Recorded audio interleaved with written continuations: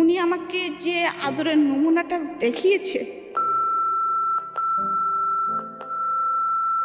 It was not হিউম্যানিটিক, এটা ultimately মানবিক আচরণ ছিল না, আপনি যেটা বলতে যাচ্ছেন। তারপরে সে আমাকে বোঝানোর চেষ্টা করেছে, এটুকু আমার মনে আছে যে না তুমি কষ্ট পাচ্ছ, এটা ঠিক, মানে কষ্ট পেও না, এটা হয়, এটা ঠিক হয়ে যাবে আস্তে আস্তে। যাই হোক, সকাল হলে পরের দিন সকালে বউ ভাত, বাসার অনুষ্ঠান কমানো। তো আমি কাউকে কিছু বলতে পারছি না, কিন্তু মনের ভিতরে তখনই একটা আমার কষ্ট ঢুকে গেছে কিন্তু অলরেডি। আমার নাম রিমা। রিমা, বয়স? আমার বয়স এখন 38 চলছে। 38 চলছে। তো রিমা, আপনার এই জীবন গল্পে যাওয়ার আগে আপনি আমাকে একটু বলেন যে আপনি এই অনুষ্ঠানের খোঁজ পেলেন কিভাবে, বা কত বছর যাবত আমাদেরকে শুনছেন, বা কদিন শুনছেন? আসলে আমি একটু তো অবশ্যই এটা আসলে ওই দাদিদের আমলে এটা সম্ভব। আমার মনে হয় না যে বর্তমান আমলে কোনো মেয়ে বা ভদ্র মহিলা যদি কেউ শোনেন তিনি সেন্সলেস হয়ে যেতে পারেন, মানে ওই স্টেজ যাওয়া তো অনেক বড়ের বিষয়। ওকে, হ্যাঁ বলেন প্লিজ। তো আমার যতটুকু মনে আছে, মানে আমার ছোট ফুপু আর আমি, মানে আমার যেটা 11 নম্বর ফুপু আর কি, মানে আমি এখানে বলতে চাচ্ছি যে আমার ফুপু হচ্ছে 11টা। আচ্ছা। বাবার চাচা 2 জন, মোট 13 জন। আচ্ছা। তো বাবা হচ্ছে একদম 13 ভাই বোনের বড়। ও ওকে, মানে সবার বড়। সবার বড়, 13 জনের মধ্যে আমার বাবা সবচেয়ে বড়। জি। আর ছোট চাচা হচ্ছে 6 ফুপুর পরে, মানে চাচা বাবার থেকে অনেক ছোট। তো আমাদের শৈশবটা এরকম ছিল যে আমরা যতটুকু শুনেছি যে আমার দাদা ভাই মানে গ্রামের খুব গণ্যমান্য একজন লোক ছিলেন, চেয়ারম্যানও ছিলেন। তিনি খুবই জাঁকজমকপূর্ণ জীবনযাপন করতেন, এবং মোট কথা আমাদের পূর্বপুরুষরা জমিদার ছিলেন। যে এই বাড়িটা এখন আর নেই, তবে তো ওইটার ভগ্নাংশ এখনো আছে, কিন্তু এখন আমরা সব বংশধররা ছড়াই ছিটে গিয়েছি। মানে ওটা কোথায় আছে? এটা কুষ্টিয়া। কুষ্টিয়ার জমিদার ছিলেন আপনার দাদা? আমাদের কুষ্টিয়ার জমিদার, মানে আমাদের শহর থেকে একটু ভিতরে। আচ্ছা আচ্ছা, ওকে ওকে। তো যাই হোক, ওইভাবে আমরা সারা জীবনই শুনে এসেছি, এবং আমরা এলাকায় গেলে ওরকম সম্মান নিয়ে থেকেছি। দাদা ভাইকেও দেখেছি। আমি দাদা ভাইকে খুব বেশি দেখিনি, 4 বছর বয়সে যতটুকু দেখা যায় আমার মেমোরিতে দাদা ভাই চেহারা খুব বেশি স্পষ্ট না। দাদা যান মারা যাওয়ার পরে তখন বাবা ফিল করেন যে দাদিকে একা বাড়িতে রাখা যাবে না, কারণ আমার ছোট ছোট অনেকগুলা টুপু আছে। তো তখন আমার বাবা একদম সবাইকেই নিয়ে আসেন, আর আমার চাচু অনেক আগে থেকেই আমাদের কাছেই থাকতেন। একটা জিনিস আমি বুঝতে পারছি যে আপনার বাবা যেহেতু বড় ছিলেন, আপনার দাদার অ্যাবসেন্সে উনি আসলে সবার অভিভাবক হিসেবে দায়িত্ব পালন দাদা করেন। এবং মা, আমার মাও প্রচণ্ড ইফোর্ট দিয়েছে সংসারের পিছনে, সেটা মানে মা না বললে নয়। না বললেই নয়। তো বাবা হঠাৎ করে একদিন দেখলাম যে একজন মানে বাসায় হারমোনিয়াম, ডুগি, তবলা এরকম নিয়ে আসে। আমি একটু ইন্টারাপ্ট করছি এখানে, সেটা হচ্ছে যে আপনারা কয় ভাই বোন ছিলেন? ও, আমরা 3 ভাই বোন। 3 ভাই বোন ছিলেন? জি। আপনি বড় সবার? না, আমার ভাই বড়, আমি মেজো, ছোট ভাই। আচ্ছা, তো আপনি যে সময় মেমোরি দিয়ে শুরু করলেন, এটা কত বছর বয়সে আপনার? এটা আমার 4 বছর। 4 বছর বয়সে, মানে স্কুলে তখনও ভর্তি হননি? মানে তখন স্কুলে যাব, সেই বছরই হয়তো ওকে, স্কুলে ভর্তি। ঠিক আছে, হ্যাঁ বলুন তারপর। তো তারপরে বাবা ডুগি, তবলা, হারমোনিয়াম নিয়ে আসছে, এই করছে। তা আমরা তো সবাই খুব লাফালাফি করতেছি, কারণ পাশে তো আমি একা না, আমার ছোট ছোট আরও ফুপুরা ছিল। আমি বললাম না যে আমরা সবাই একসঙ্গে থাকতাম। তো বাবা এটা দিয়ে কী হবে, তখন হঠাৎ করে পরের দিন সকালে দেখলাম যে একটা লোক আসতেছে, এবং খুব মেলি ভাব আর কি। তো আমরা বুঝতেছি না, তা আমাকে এসে বলতেছে যে এই বাবু এদিকে আসো, মানে এরকম করে আর কি। নাচের শিক্ষকরা একটু এরকম মেলি ভাষায় কথা বলে। তো আমার একটু কেমন লাগতেছে, বাসায় সবাই খুব হাসাহাসি করতেছি এরকম। আবার আমাকে ওই ঘরে যখন বাবা ডেকে নিয়ে গেছে যে আজ থেকে উনি তোমাকে নাচ শেখাবেন, আর আশেপাশ থেকে ফুপু টুপুরা উকি ঝুঁকি দিচ্ছে, মানে ছোটো একটা ফ্যামিলিতে যা হয় আর কি, উকি ঝুঁকি দেওয়া, কী হচ্ছে ওই ঘরের মধ্যে, এরকম একটা বিষয়। তো যাই হোক, আমি একটু একটু করে নাচ শেখা শুরু করলাম। তারপরে বাবা উনি আসেন, নাচতে আমার ভালোই লাগে, কারণ আমি যেটা শুনেছি, আমি নাকি ছোটোকাল থেকে মানে অনুকরণ প্রিয় ছিলাম খুব আর কি। মানে যে যেভাবে কথা বলতেছি, যে যেভাবে হাঁটতেছি তার পিছে ওইভাবে দুষ্টামি করে হাঁটতেছি, এরকম আর কি। আর আরেকটা কথা বলি যে আমাদের ফ্যামিলিতে যেহেতু আমার 11টা ফুপু, একটা চাচা, আর তখন শুধু ভাই বোন বলতে আমরা 3 জন, তার মধ্যে মেয়ে আমি একজন। আর আমি ছোটোকালতেই স্বভাবত একটু স্বাধীন চেতা, কারণ আমার বড় ভাইটা অসম্ভব ভদ্র এবং ভালো। আর আমি দেখতাম যে যেহেতু এত বড় একটা সংসার, এখানে জেদ না করলে কিছু পাওয়া যাচ্ছে না সহজে। হ্যাঁ, খাবো না, হুমকি দিয়ে দিচ্ছি, আমাকে এখনই নখ পলিশ টেনে দিতে হবে, এরকম আর কি। তো কারণ আমাকে দিতে হলে আমার ছোট ফুপুটা হয়তো মন খারাপ করবে, কিন্তু আমার তখন তো সেই সেন্সটা নাই, আমার লাগবে। আমাকে দিতে হবে, আমাকে দিবা না কেন, এরকম একটা। আর বাবার সঙ্গে আমার সম্পর্কটা খুব বেশি ভালো ছিল, যার জন্য ওই রাত্রে বাবা আসলে বা যখনই সুযোগ পেতাম পুটপুট করে, বাবা জানো এরকম নতুন মেকআপ বক্সটা উঠছে, বাবা জানো নতুন এই পেন্সিলটা আসছে, মানে এটা মাকে এড়ায় বাবার কাছ থেকে নেওয়া আর কি। এবং এটা যে একটা জিনিস ছিল, কিন্তু কখনোই সেই টাকাটা নিয়ে বা বাবা যদি কিনে দিত আমি একটা কিনতাম না কখনো, কারণ ওই যে আমার ছোটো ফুপুটার আমি এক বয়সের এবং আমরা একই স্কুলে দুজনে। অনেক কঠিন একটা মানে নাচ, যখন ওই বয়সে আমার করার কথা না, উনি তুলে দিলেন আমাকে। তো আমার মনে আছে আমাদের বিচারক ছিলেন শিবলি, তারপরে নিপা, শিবলি মোহাম্মদ, হ্যাঁ হ্যাঁ, আচ্ছা, আর সাথে আরেকজন ছিলেন, তার নামটা আমি মনে করতে পারতেছি না এই মুহূর্তে। তো যাই হোক, 3 জন বিচারক ছিলেন। যখন আমি নাচটা শেষ করলাম তখন আমাকে বলল, বাবু তোমার সাথে কে এসেছে? তো আমি বললাম যে আমার সঙ্গে বাবা এসেছে, মা এসেছে, বাবাকে ডাক। তখন তো আমাদের ক্যাসেট প্লেয়ার ছিল, ক্যাসেট প্লেয়ারের যুগ আর কি। তো আমার বাবাকে ডাকলেন, ডাকার পরে কি বলবো, আমার গুরুজি আর কি বলবো, শিবলি মোহাম্মদ, হ্যাঁ মোহাম্মদ, উনি বললেন ও এত ভালো নেচেছে আর এত সুন্দর পায়ের কাজ, আর সেকেন্ডলি ওর পায়ের কাজ আর ওর হচ্ছে আর্ট। তো আমরা বাধ্য হয়েছি যে মানে নিপাকে বলেছি তুই ওর পা দেখ, আমি ওর আর্ট দেখি, মানে একবারে দুটা জিনিস আমরা ফলো করতে পারিনি। আমার বাবাকে এটা বললেন এবং বাবাকে অনুরোধ করলেন যে আপনি নাচটা ছাড়াবেন না আপনার মেয়েকে। সে তার পাটা খুব মানে ক্লাসিক্যালের জন্য যেটা দরকার, তার পায়ের কাজটা অসাধারণ। তারপরে তখন বাবা একটু খুশি হয়ে গেলেন, অনেক খুশি হয়ে গেলেন। সে মনে মনে চিন্তা করতেছেন হয়তো বা এবার আমার মেয়ে ফার্স্ট সেকেন্ড থার্ডের মধ্যে একটা প্লেস করবে। হলো তাই, আমি সেবার সেকেন্ড হলাম। এবং আমাদের তখনকার প্রেসিডেন্ট ছিলেন মোহাম্মদ রাজ্জাক আর কি মনে হয় উনি। ভাই জান, আমি তো বলছি কিন্তু ও যে গোসা করে সারাদিন পরে থাকবে আমি তো বুঝতে পারিনি। তো যাই হোক, কালু মামা বলে যে নিজেই তেল গরম করে আনে, আমার মার কাছ থেকে তেল চায়, নিজে পায়ে মালিশ টালিশ করে। যাই হোক, তারপরে সেবার নতুন গুরুত্ব আমি পার্টিসিপেট করলাম এবং আমি 68 মার্ক নিয়ে সেবার আমি থার্ড হলাম। আমার সঙ্গে ফার্স্ট হয়েছিলেন শাওন। শাওন মানে হুমায়ুন আহমেদের স্ত্রী শাওন, আমাদের প্রিয় শাওন। ওকে, সো বুঝতেই পারছেন যে আজকের যিনি গেস্ট তার কালচারালি মানে শৈশবে একটা শক্তিশালী ব্যাকগ্রাউন্ড আছে ইনফ্যাক্ট। হ্যাঁ বলেন প্লিজ। তো তখন থেকে আমার মনের ভিতরে ইচ্ছা যে একটার পর একটা যখন অ্যাচিভমেন্ট করতেছি আমি, যে আমার তখন থিম হয়ে গেছে যে আমি নৃত্যশিল্পী হব। আচ্ছা, এবং এটা হতে হলে কি করতে হয় সেটাও আমি জানি, যে মানে বুঝতে পারতেছি, বিভিন্ন জায়গা থেকে শুনতেছি যে ইন্টারমিডিয়েট পাস করব, আমাকে ইন্ডিয়া যে আমি একটা কোর্স করব, বা আমি রবীন্দ্র ভারতী যে ভার্সিটি আছে ওখানে আমি অ্যাডমিট হব, এরকম একটা মনের মধ্যে একটা স্বপ্ন গোছাচ্ছি। এর মধ্যে আমার বাবা ট্রান্সফার হয়ে কুষ্টিয়ায় চলে আসে। কুষ্টিয়ায় চলে আসার পরে কিছুদিন আমরা ভাড়া বাসায় থাকি, কারণ আমরা অনেক মানুষ ছিলাম, আমাদের হতো না। তো তারপরে বাবা ওখানে আবার জায়গা কিনে, আমাদের কুষ্টিয়া যেহেতু হোম ডিস্ট্রিক্ট, তো সেখানে বাবা আবার জায়গা কিনে বাড়ি করে ফেলেন, একবারে দোতলা বাড়ি করেন। যখনই বাবা বাড়িটা করেন তখনই হচ্ছে এমন অবস্থা হয় যে আমরা তো ছিলামই, আমার ফুপু টুপু আমার দাদি ছিলামই। তো গ্রাম সাইডে যেসব ফুপুদের বাড়ি ছিল তাদের ছেলেমেয়েরাও সবাই যারা কলেজে ভর্তি হলো সবাই আমাদের বাসায় এসে উঠার পরে তখন হচ্ছে আমি ক্লাস 10-এ অলরেডি উঠে গেছি। 10-এ ওঠা মানে আমার তখন প্রায় 15 বছর বয়স, একেবারে ছোট না, মানে ছোট না বলতে কি একটু বোঝা শুরু করেছি যে আমি একেবারে ছোট না। আমাদের সিস্টেম ছিল দোতলায় আমরা মেয়েরা থাকতাম আর নিচতলায় হচ্ছে সব ছেলেরা থাকতো আর কি। তো বাসা ভর্তি যেহেতু মানুষ এইভাবে চলছে। কিন্তু এখন আমি যেটা বলবো সেটা হচ্ছে যে আমার কৈশোরের পদার্পণ যেটা বলবো আর কি, বয়সন্ধিকালে হচ্ছে যে আমি যে খুব সুন্দর, আমি যে অমক বা আমি তমক, এরকম কমপ্লিমেন্ট কখনো আমাকে ফ্যামিলি থেকে দেওয়া হয়নি কখনো। উল্টো আরও কমপ্লিমেন্ট পেতাম যে শর্ট এর কখনো বিয়েই হবে না, লম্বা হতাম না যেহেতু।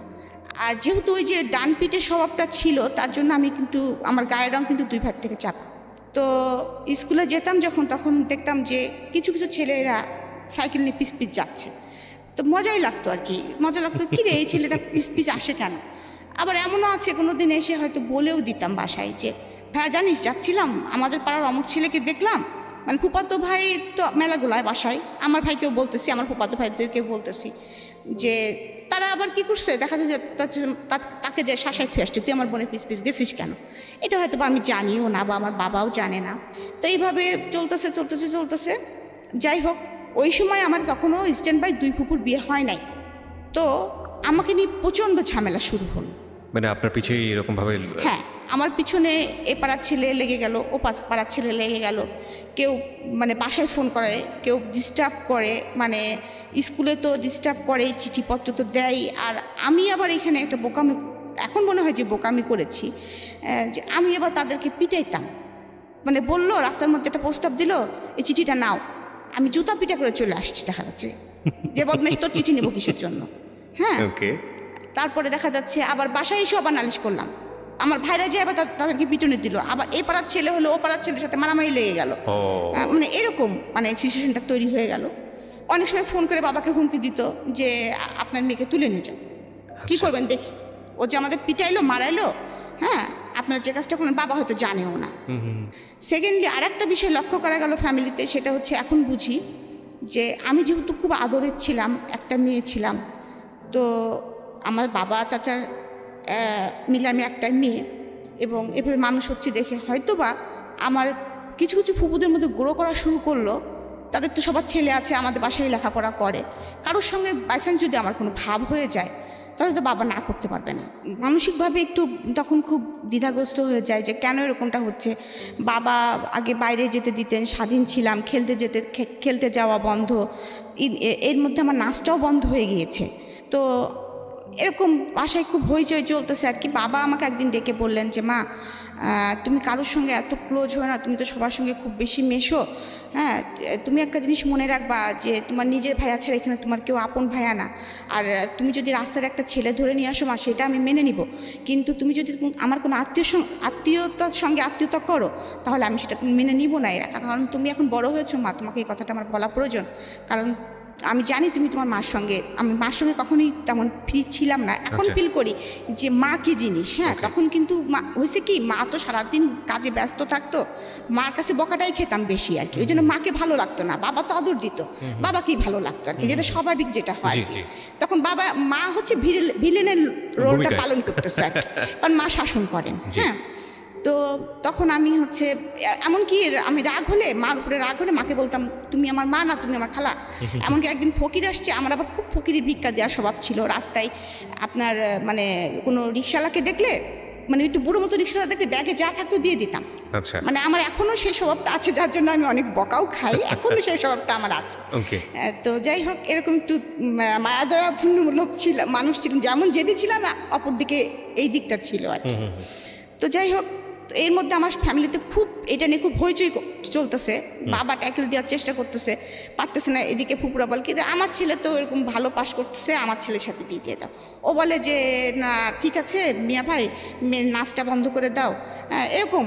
আবার বিভিন্ন জায়গাতে বিয়ের প্রস্তাব আসে, এদিকে আবার হুমকি আসে। ইন্ডিপেন্ডেন্ট টাইম একদিন, আমি তখন ফার্স্ট ইয়ারে পড়ি, তো আমি রিক্সায় করে আসতেছি। Honours first year? হ্যাঁ, অনার্স না, আমি ইন্টারমিডিয়েট ফার্স্ট ইয়ার। হ্যাঁ, তখন অনলি আমার 16 বছরে পা দিয়েছি আমি। তো আমি কুষ্টিয়া সরকারি কলেজে পড়তাম। জি। তো আমি কলেজ থেকে আসতেছি দুপুরের টাইম, একটু নিরিবিলি, 3:30 বাজতো আমাদের ক্লাস শেষ হতে হতে। আমার ছোটো ফুপুর আমি একসঙ্গে যেতাম, তো সেদিন ছোটো ফুপু আর জাননি কী কারণে, যে কোনো কারণে হোক। তো হঠাৎ করে আমার পিছনে একটা ছেলে ঘুরতো, এরকম, আমি নামটা এখন বলতে চাচ্ছি না। তাকে দেখে যে আমার কখনো ভালো লাগেনি এটা কিন্তু বললে মিথ্যা কথা বলা হবে। মানে আমি তাহলে আপনি পুরো গল্পটাই আসলে শুনতে চাই। গল্পটা বলি এরকম, সেই ছেলেটা আমার সাথে পড়তো জেলা স্কুলে। আচ্ছা, একই ক্লাসমেট, একই পাড়ায় বাড়ি, পাশাপাশি বাড়ি আমাদের। হ্যাঁ, তো ওরা অনেকগুলি ভাই, তো আমাদের সাথে সম্পর্কটা ছিল খুব ফ্যামিলিগত আর কি। হ্যাঁ, তো ও যখন আমাদের তখন আমার তো অবজেক্টিভের যুগে পাশ করা, অনুপম নামে একটা গাইড ছিল। হ্যাঁ, তো একদিন আমাকে বলতেছে রিমা তোর কাছে অনুপম গাইড আছে? তাই আমি বললাম যে হ্যাঁ আমি এটা কিনেছি। হ্যাঁ, তো আমার কাছে গাইডটা নিয়ে যাওয়ার পরে 2 দিন পরে গাইডটা যখন ফেরত দিল, আমাদের একটা চিঠি দিল। তো চিঠিটা দেওয়ার পরে চিঠিটা পড়লাম, আমি তো চিঠি তো আর একা পড়ি নেই, চিঠিটা মানে বইটা খুলতে যে চিঠি পড়লে এর মধ্যে একটা জিনিস আছে, দেখিস পাড়ার ছেলে। কিন্তু আমি আমার ছোটো ফুপু তো একদম বান্ধবী। হ্যাঁ, ফুপু দেখ কিছু, মানে তার নামটাই আর কি বলে ফেলতে যাচ্ছিলাম আর কি। তো ও আমাকে এরকম চিঠি দিয়েছে, দেখি কী লিখেছে, যখন ওই বয়সে যেটা হয় আর কি। 2টা চিঠি দিয়েছে, তার মধ্যে আবার আর্টও করেছে, 2টা পায়রা একটা লাভ নিয়ে উঠে চলে যাচ্ছে আর কি, এরকম কিছু আর কি। তো ভালোবাসা না ভালো লাগা না, কিন্তু বিষয়টা হচ্ছে পেটের মধ্যে প্রজাপতি কিন্তু উঠতেছে, মানে একটু ভালো লাগা তো তখন বুঝি আর কি। যাই হোক, তখন ওই পর্যন্ত তো আমি তখন ওকে বলতেছি কি, তো একদিন আমাকে জিজ্ঞেস কর, মানে ওই ছেলেটা সরাসরি আমাকে জিজ্ঞেস করে, যাই হোক সবসময় তো মাঠে খেলাধুলা হচ্ছে, দেখা সাক্ষাৎ হচ্ছে, তখন বলতেছে কি, তোকে চিঠি দিছিলাম, চিঠিটার উত্তর দিলি না। তা আমি বললাম, চিঠির উত্তর দিয়ে কি তুই জুতার বাড়ি খাবি? হ্যাঁ, ভাই শুনলে তোরা কী করবে তো জানিস? মানে ওর বড় ভাই আর আমার বড় ভাই আবার একদম জানে দোস্ত। হ্যাঁ, তখন আমি বলতেছি কি, ভাই শুনলে তোকে কী করবে জানিস? আমি লিটন ভাইকেও বলে দেবে এই কথা, আমার ভাইকেও বলে দেবে এই কথা। তখন ও বেচারি আমার পিছনে এরকম ঘুরতেছে, আমি কোনো পাত্তা দিচ্ছি না, কিন্তু ভালো লাগাটা কিন্তু আমার ভিতরে আমার একটু আছে যে ভালো লাগতেছে। ও যখন পিছন পিছন ঘুরে বা আমার বাসার সামনে দিয়ে যায় যখন, তখন কিন্তু আমি ছাদে উঠি, দেখি যাচ্ছে, এরকম আর কি। মানে আপনার ভিতরে একটু ভালো লাগে কিন্তু আপনি সেটা বুঝতে দেন না। হ্যাঁ, বুঝতে দেয় না, কিন্তু ওই ভালো লাগাটা কি ভালোবাসা আমি এটা তখনও বুঝি নাই। আচ্ছা, ইন্টারমিডিয়েট ফার্স্ট ইয়ার। হ্যাঁ, ইন্টারমিডিয়েট ফার্স্ট ইয়ার, বুঝতেছি না এই বিষয়ে কোনো, তখন তো মোবাইলের যুগও না, কিছুই না, তখনকার যুগটাই ছিল তো এরকম যে একটু চোখে দেখা দেখি হলো, একটু গোপনে হয়তো একটু বাগানে যারা একটু কথা হলো, এই তোমার এই চিঠিটা এই টাইপের আর কি পরিবেশ শুরু হয় না। তারপরে আমরা যৌথ ফ্যামিলিতে বিলং করি, রাস্তাতে হাঁটতে গেলেও দেখাচ্ছে কোনো না কোনো ভাইয়ের সাথে দেখা হয়ে গেছে, একটু কার সাথে কথা বলছিলি, এরকম একটা অবস্থা। তো আমাদের তো কোনো রকম স্বাধীনভাবে কোনো কিছু করার মতো পরিস্থিতি নাই। তো যাই হোক, এরকম পরিস্থিতি চলতেছে, এইদিকে আবার আমার হঠাৎ করে বাসার মধ্যে এরকম চলতেছে, হঠাৎ করে ওই ছেলেটা ভালো ছিল লেখাপড়ায়, কি হয়েছে কোনো সঙ্গদোষে বা কোনো কিছু কারণে একটু খারাপ হয়ে যায়, মানে শুনতাম আর কি, নেশা টেশা করে। আমি যখন ম্যাট্রিক পরীক্ষা দিয়েছিলাম তখন ওরা ম্যাট্রিক পরীক্ষা দেওয়ার কথা ছিল, কিন্তু দেয়নি, এনিহাউ সে কেন কারণে দেয়নি। তো যাই হোক, কিন্তু আমার পিছনে ঘুরতোই। তা আমি মাঝে মাঝে বলতাম যে তুমি ম্যাট্রিক পরীক্ষা দিলা না, তুমি করলা না, তো তুমি হচ্ছে আমার পিছনে ঘুরো কী করে, তুমি তো এখন আমার জুনিয়র হয়ে গেছো। তো এই কথাগুলো কিন্তু মার কানে বাবার কানে প্রতিনিয়ত যাইতো, যে ও আমাকে এরকম খুব ডিস্টার্ব করতো। এবং আমি তখন কিন্তু অলরেডি বোধ বুদ্ধি হয়ে গেছে যে না, এরকম করা যাবে না। হ্যাঁ, কারণ ও যেহেতু ম্যাট্রিক পরীক্ষা দেয়নি, খারাপ ছিল যে সাথে মিশে গেছে, ভালো লাগাটা আমার দূর হয়ে গেছে, সোজা কথা, আর ভালো লাগাটা নাই। তো তখন একদিন আমার মা ওকে যে বলতেছে যে তুমি যে ওকে এরকম হুমকি দামকি দিচ্ছ, তুমি কি জানো বাবা, তুমি যে এমনি তোমাদের সাথে আমাদের খুব ভালো একটা সম্পর্ক, সেকেন্ডলি তোমার সাথে আমার মেয়ে বেঁধে তুমি কি পারবা? তুমি ওর থেকে ছোটো ক্লাস, তুমি লেখাপড়া করোনি, তারপরে তুমি যে হস্তানি করে বেড়াও, আর আমার মেয়ে জুতা কয়টা আর কতগুলো জামা তুমি জানো? ও কতগুলো জুতা পরে, কতগুলো জামা পরে, ও কোনো জামার সাথে ম্যাচিং করে ছাড়া জুতা স্যান্ডেল জামা পরে না। তুমি তো এগুলো পারবা না বাবা, তুমি খালি খামাখোকে কেন ডিস্টার্ব করতেছো? ও তুমি অ্যাফোর্ড করতে পারবা না। যাই হোক, আমার মা এই ডায়লগটা মনে হয় সবাইকেই দিতেন, যে ফোন করতো তাকেই মনে হয় ডায়লগটা দিতেন। এটা একটা মজার বিষয় যে আমার জুতার খরচ কেউ অ্যাফোর্ড করতে পারবে না। হ্যাঁ, কারণ আমার জুতার প্রতি খুব দুর্বলতা ছিল, প্রচুর জুতা কিনতাম। যাই হোক, তো এরকম একটা পরিস্থিতি, কলেজ থেকে আসতেছি আমি, আসার পরে আপনাকে কি বলবো আর কি, হঠাৎ করে কয়েকটা ছেলে আমার রিক্সাটা ঘিরে ধরে, মানে আমি যেটা একদম অপ্রস্তুত ছিলাম, এবং পরে দেখি ও আছে সাথে। তো অনেক কথা কাটাকাটি হচ্ছে ওর সাথে আমার। ও বলতেছে তুই এখনই যাবি আমার সাথে, তোকে আমি এখনই বিয়ে করবো, তুলে নিয়ে যাই বিয়ে করবো, দেখি কার ক্ষমতা কে ঠেকায়। আমি বলছি কেন তোমার সঙ্গে আমি যাবো, তুমি কেন আমাকে বিয়ে করবা, আর তুলে নিয়ে বিয়ে করার কেস, তোমার বিয়ে করতে হলে আমার বাসায় আসো, খালাম্মাকে বলো। হ্যাঁ, এরকম বলতেছি যে, আর আমি তো এখন বিয়ে করবোই না, অসম্ভব, আমার সামনে ইন্টারমিডিয়েট পরীক্ষা, আমার একটা লাইফ পড়ে আসে, আমি তখন বিয়ে করবোই না, তুমি তো বললে হবে না, আর আমি তো তোমাকে কোনোদিনও বলিনি যে আমি তোমাকে ভালোবাসি বা এরকম, তুমি আমাকে বলেছো, আমি কিছুই বলিনি তোমাকে, তুমি তো আমাকে ভেবে ফোর্স করতে পারো না। ওর সঙ্গে আমার খুব মানে কথা কাটাকাটি হচ্ছে। এর মধ্যেই ও দেখি কি পিছন থেকে একটা পিস্তল বের করে ফেলছে। এখন ওইটা অরিজিনাল কি নকল আই ডোন্ট নো, আমি তখন তো চিনি না পিস্তল। ওইটা আমার সরাসরি মাথায় ঠেকাই বলতেছে, হয় আজকে তুই মরবি না আমি মরব, যে কোনো একজন মরবি। মানে সেই একদম বাংলা সিনেমা মোটামুটি আর কি, যদিও বাংলা সিনেমা, কিন্তু তবু ওইটা আমি মানে রিয়েলাইজ করতে পারতেছি যে আমি কী মুভমেন্টে আছি। যাই হোক, ওরকম যখন রাস্তার মধ্যে বিতর্কটা চলতেছে, তখন আমাদের মানে আশেপাশে যে যায় না কিছু ছেলে পেলে, ওরা দেখছে যে আপুর সাথে এরকম হচ্ছে। তো তারপরে এরকম ওরা আবার আমাদের বাসায় চিনতো, আমাদের বাসায় যে খবর দিয়েছে, বলছে রিমা আপুকে কতগুলো ছেলে এরকম পিস্তল ধরছে এবং তাকে কোথায় যেন নিয়ে যাচ্ছে। তো এই কথা শোনার পরে সঙ্গে সঙ্গে মা তো ভাইয়াকে বলছে, বাসায় হইচই পড়ে গেছে, বাবা বাসায় ছিলেন না। কথা প্রসঙ্গে মা কিন্তু বুঝতে পারছে এটা টিটুরি কাজ হতে পারে। তো মা সঙ্গে সঙ্গে আমার বড় ভাই এবং লিটন মানে বড় ভাই দুজনে বলছে দেখি কোথায় আছে, দাঁড়ান বাকলাম, আপনি টেনশন করেন না, ওরা এত সাহস হয়নি যে এরকম করবে। আর ও কী করেছে, আমাকে নিয়ে যে আমাদের কুষ্টিয়ায় একটা বাঁধ আছে, বেরি বাঁধ, আমরা রেণুকের বাঁধ বলি, ওখানে নিয়ে যে আমাকে বসিয়ে রেখেছে যে তোকে আমাকে বিয়ে করতে হবে। তাই আমি বললাম কি বাদের মধ্যে এসে আমি কি বিয়ে করবো নাকি, তুই আমার এখানে বসায় রাখছিস কী জন্য, ওয়াই? হ্যাঁ, তো বলতেছে না আমার বন্ধুরা গেছে কাজী ডাকতে, আমাকে যেখানে যেতে বলবো ওখানে যাবো, তোর সাথে আমি বিয়ে করবো আজকে। তা আমি চুপচাপ বসে আছি, হাসতেছি মনে মনে, কারণ আমি জানি যে এটা হয়তো বা কখনোই ও পারবে না, কারণ আমার বড় ভাই আছে এবং তার বড় ভাই যেটা আছে শুনলোকে মেরেই ফেলবে, যত মস্তানি হোক না কেন ফ্যামিলিকে একটু সবাই ভয় পায়। তো আমি ওই আধা ঘন্টা মতো এরকম আমাকে বসিয়ে রেখেছে, আমি বসে আছি কলেজ ড্রেস পরাই, ওরকম জামা কাপড় পরায় বসে আছি। তো এর মধ্যে তো ওর ফ্রেন্ড সার্কেল দিয়ে আমার ভাইরা বের করে ফেলেছে যে রিমাকে নিয়ে কোথায় গিয়েছে তোরা একটু আমাদেরকে বল। বড় ভাইরা বললে তো অনেক সময় ছোট ছোট ভাইরা না বলতে পারে না, তখন অনেকেই বলে যে ফ্রেন্ড সার্কেলে, ওদের ফ্রেন্ড সার্কেলের মধ্যে বলছে যে হ্যাঁ এরকম একটা প্ল্যান করতেছিল, আজকে রিমাকে ধরবে যদি সুযোগ পায়, তো ওকে মনে হয় যথাসম্ভব রেণুক বাঁধে নিয়ে গিয়েছে, ওখানে মনে হয় বাঁধের মধ্যে মানে নদীর পাশেই বসে আছে মনে হয়। হ্যাঁ, ওকে রাজি করানোর চেষ্টা চলছে। আসলে ভাই এরকম কিছু না, ও যদি চাপে পড়ে হ্যাঁ করে দেয়, মানে এরকম একটা কিছু বলছে আর কি। তো আমার ভাই এবং সেই ওর বড় ভাইও, আমি দূরের থেকে দেখতেছি ওরা হেঁটে আসতেছে। তো আমি তো একদম তখন আরও রিল্যাক্স হয়ে গেছি যে ভাইরা তো আসতেছে, আর ওরা ওদের ভাইদের দেখে পিছন থেকে পিস্তল তখন আর কোনো নাই, তখন পিস্তল সহকারে যার যার মতো সে পার্সের দৌড় মারছে আর কি। 2-3টা ফ্রেন্ড ছিল, সে ছিল, তখন আর তার ফুটানি শেষ। যাই হোক, তখন থেকে আমাকে নিয়ে গেল বাসায় নিয়ে যাওয়ার পরে আরও পরিস্থিতি খারাপ হয়ে গেলো, বাবার মাথার মধ্যে সেটা গেঁথে গেল। হ্যাঁ, একদম গেঁথে গেল, মানে মা তো প্রচণ্ড ভীতু হয়ে গেলেন, না জানি এরকম অ্যাক্সিডেন্ট আর একদিন হলে কী হবে।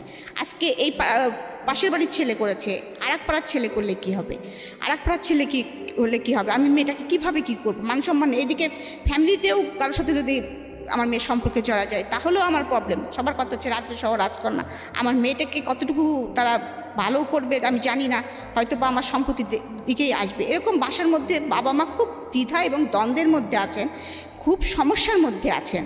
মানে তারা আমাকে নিয়ে, আমি এখন ফিল করি, তখন তো অত কিছু মেশিনের জানতাম না যে কেন আমাকে বিয়ে দেওয়া হচ্ছে, কী বৃত্তান্ত। এর মধ্যে হঠাৎ করে আমার কলেজ থেকে দেখে আমার বাসায় বিয়ের প্রস্তাব পাঠানো হয়। তো আমার বাবা তখন খুব টেনশন করতেছেন, মা খুব টেনশন করতেছেন, এখন সলিউশন কি। এই টাইমে তোমার নাচটাও বন্ধ হয়ে গেছে। আমি কিন্তু মানসিকভাবে তখন কিন্তু খুবই মানে খারাপ পরিস্থিতির মধ্যে দিয়ে যাচ্ছি, কারণ আমাকে বাসা থেকে বেরোতে দেওয়া হচ্ছে না ওই কারণের পরে। সেকেন্ডলি আমার নাচটা বন্ধ হয়ে গেছে, যেটা আমার অ্যাম্বিশন, মোট কথা যে আমার প্রথম ভালোবাসা, my first love is my নাচ, সেটা আমার বন্ধ হয়ে গেছে, যেটা আমার ধ্যান জ্ঞান যেটাই বলেন। মানে আমার তখন মানসিক পরিস্থিতি খুব খারাপ, একটুতেই চিল্লাপাল্লা করি, বাসায় হইচই করি, মানে অনেক কিছু। তো একদিন এরকম বাবা মাও খুব চিন্তিত, এরকম হঠাৎ করে। তো আমি একদিন বলতেছি কি যে বাবা, এইসব থেকে বেরোনো যায় কী করে, তুমি আমাকে অন্য কোথাও পাঠা দিতে পারো না এই শহর থেকে, আমার না ভালো লাগে না, বাসার মধ্যে বন্দি জীবন ভালো লাগে না, আমার নাচ বন্ধ হয়ে গেছে, তুমি কি পারো না আমাকে কোথাও একটু মানে নিয়ে যেতে বাবা, আমার আসলে খুব খারাপ লাগে, আমার নাচতে ইচ্ছে করে। মানে বাসার মধ্যে আমি তখনও কিন্তু নাচি, মাঝে মাঝে মন খারাপ হলে নাচি, কিন্তু আমি তো আর সেইভাবে বাইরে পারফর্ম করতে পারছি না। আমি ঢাকায় আসতে পারতাম না, আমার দেখা যাচ্ছে মাসে একটা করে প্রোগ্রাম থাকতো, কোনো সময় 3 মাস পরে একটা করে প্রোগ্রাম থাকতো। তো আমি তো আর ঢাকায় আসতে পারছি না, আমাকে বাসা থেকে বেরোতে দিচ্ছে না, এদিকে লেখাপড়াটা আমার হচ্ছে না ঠিক মতো। কী বলবো, তখন অনেকটাই মানসিক অবস্থা এমন ভেঙে গেছে, মানে আমি বলতে পারবো না, মানে আপনাদেরকে বোঝাতে পারবো না যে আমি মানে একটা মানে হিংস্র মানুষ থাকে না, মানুষ পাগল মানুষ থাকে না, কিছু খাওয়া নেই দাওয়া নেই, খাচ্ছি না দাচ্ছি না, কেউ কিছু বললেই ছুঁড়ে মারতেছি। এমন হয়েছে যে আমার হাতে যে কাটা আছে, ব্লেড দিয়ে হাতও কেটে ফেলছি। বাবাও আসলে পারতেছে না কিছু করতে, বাবাও অনেক সময় কান্না করতেছে, মাও কান্না করতেছে, এরকম পরিস্থিতি বাসায়।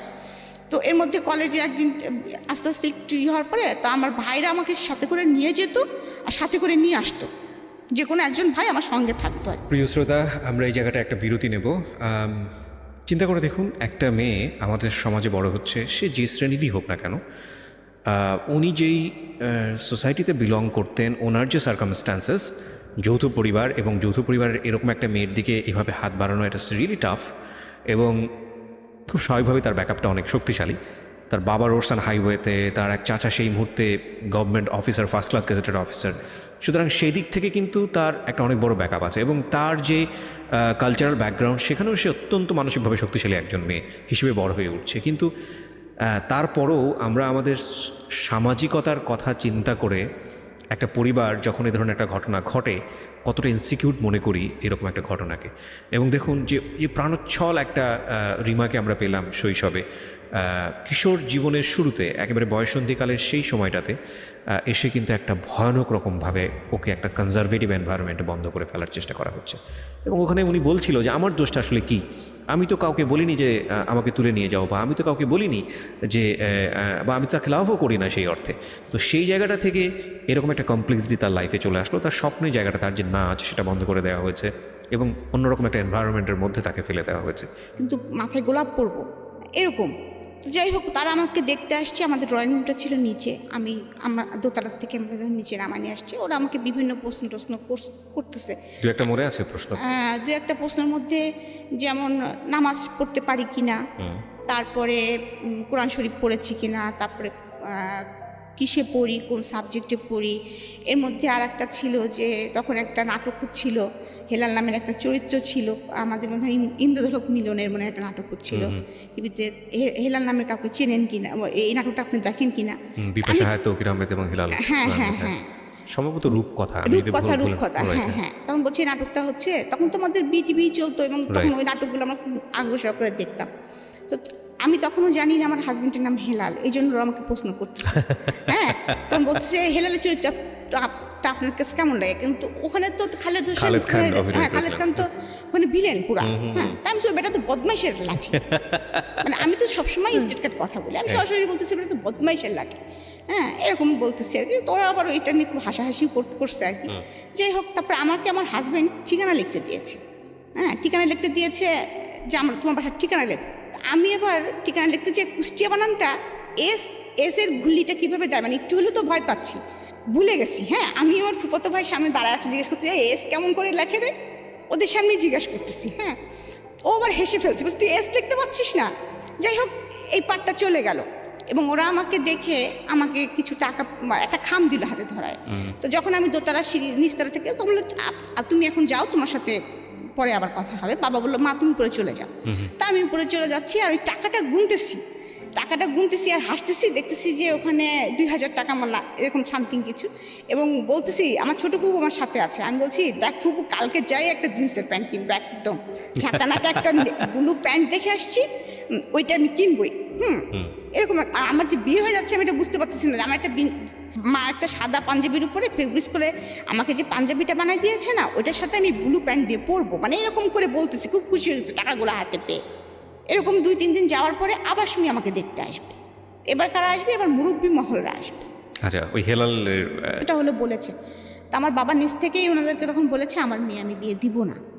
তখন আমার শ্বশুর নাকি জিজ্ঞেস করেছে যে কেন দিবেন না, আমরা তো দেখলামই না, মামুনির মুখটা তো আমাদেরকে দেখালেন না, মেয়েরা উপর থেকে দেখেছে, ছেলেদের সামনে। তখন আমার শ্বশুরদের সামনে আমি যাইনি। তখন বলতেছে যে না আমার মেয়ে। বাবার এটা শুনে মন খারাপ হয়েছে যে আমাকে মাপ দিয়েছে ওরা।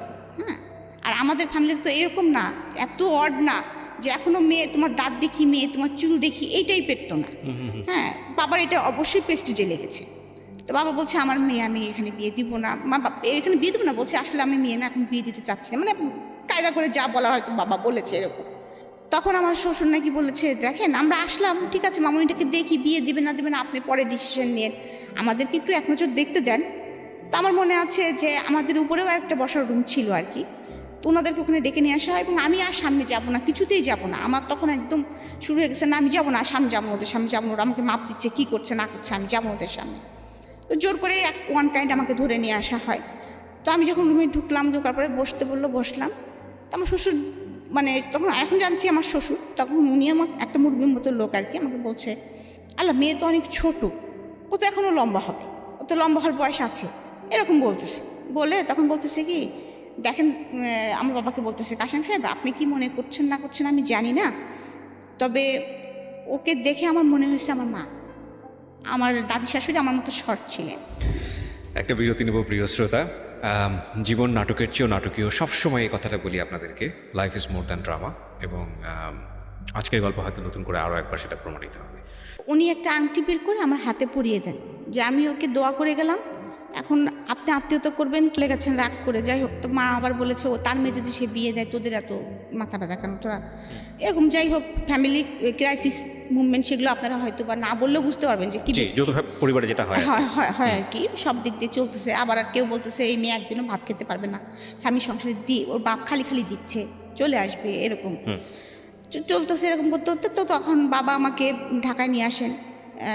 আমি বাবা আমার তখন আর ওইগুলো মনে নেই। আমি তখন দেখতেছি যে আমি একটু স্বাধীন হয়েছি, আমি কেনাকাটা করতে পারতেছি ধুমসে, যে শাড়িটা চাচ্ছি বাবা দিচ্ছে, যে জামাটা চাচ্ছি দিচ্ছে, মানে সব কিছু মোটামুটি ইয়ে করতেছি। এবং সোনার দোকানে যা চাচ্ছি, মানে এরকম সোনা কিনতে কিনতে আমি প্রায় 50 ভরি সোনা কিনে ফেলছি। ওকে, এমনও কথা বাবাকে বলতেছি, বাবা আমার কি এই বিয়েটা পরে যখন আরেকটা বিয়ে হবে তখনও কি আবার তুমি আমাকে ডাকতো? তো আমাকে বলতেছে মনা কেমন আছো, হ্যাঁ। তো আমি বলছি যে ফুপু আমার না ভালো লাগেনি, আমার সারা রাত ঘুম হয়নি, হ্যাঁ তোমরা আমাকে আজকে নিয়ে যাবা তো? হ্যাঁ। তো বলছে হ্যাঁ আজকে নিয়ে যাবে, মিয়া ভাই বলেছে আজকে তোমাকে নিয়ে যাবে, যে আমাকে সহকারে আজকে নিয়ে যাবে। আমি এবার ওকে বলছি কি ফুপু শোনো, ওই লোকটাকে নিয়ে যাওয়ার দরকার নেই, আমাকে নিয়ে যাও, হ্যাঁ বাবাকে আস্তে করে বলে এসো, ওনাকে নিয়ে যাওয়ার দরকার নেই। মানে এইভাবে আর কি। আমি তো আসলে বুঝতেছি না, আমি ওই লোকটা আমার সঙ্গে গেলেই মনে হলো যে আমার একটা ব্যাড ফিলিংস, ওই লোকটাকে নিয়ে যাওয়ার দরকার নেই। এই জন্য ফুপুকে আস্তে করে কানে কানে এটা বলতেছি। যাই হোক ওই দিনকার অনুষ্ঠানে মিটে টিটে গেল, তারপরে আমাদেরকে নিয়ে যাওয়া হলো।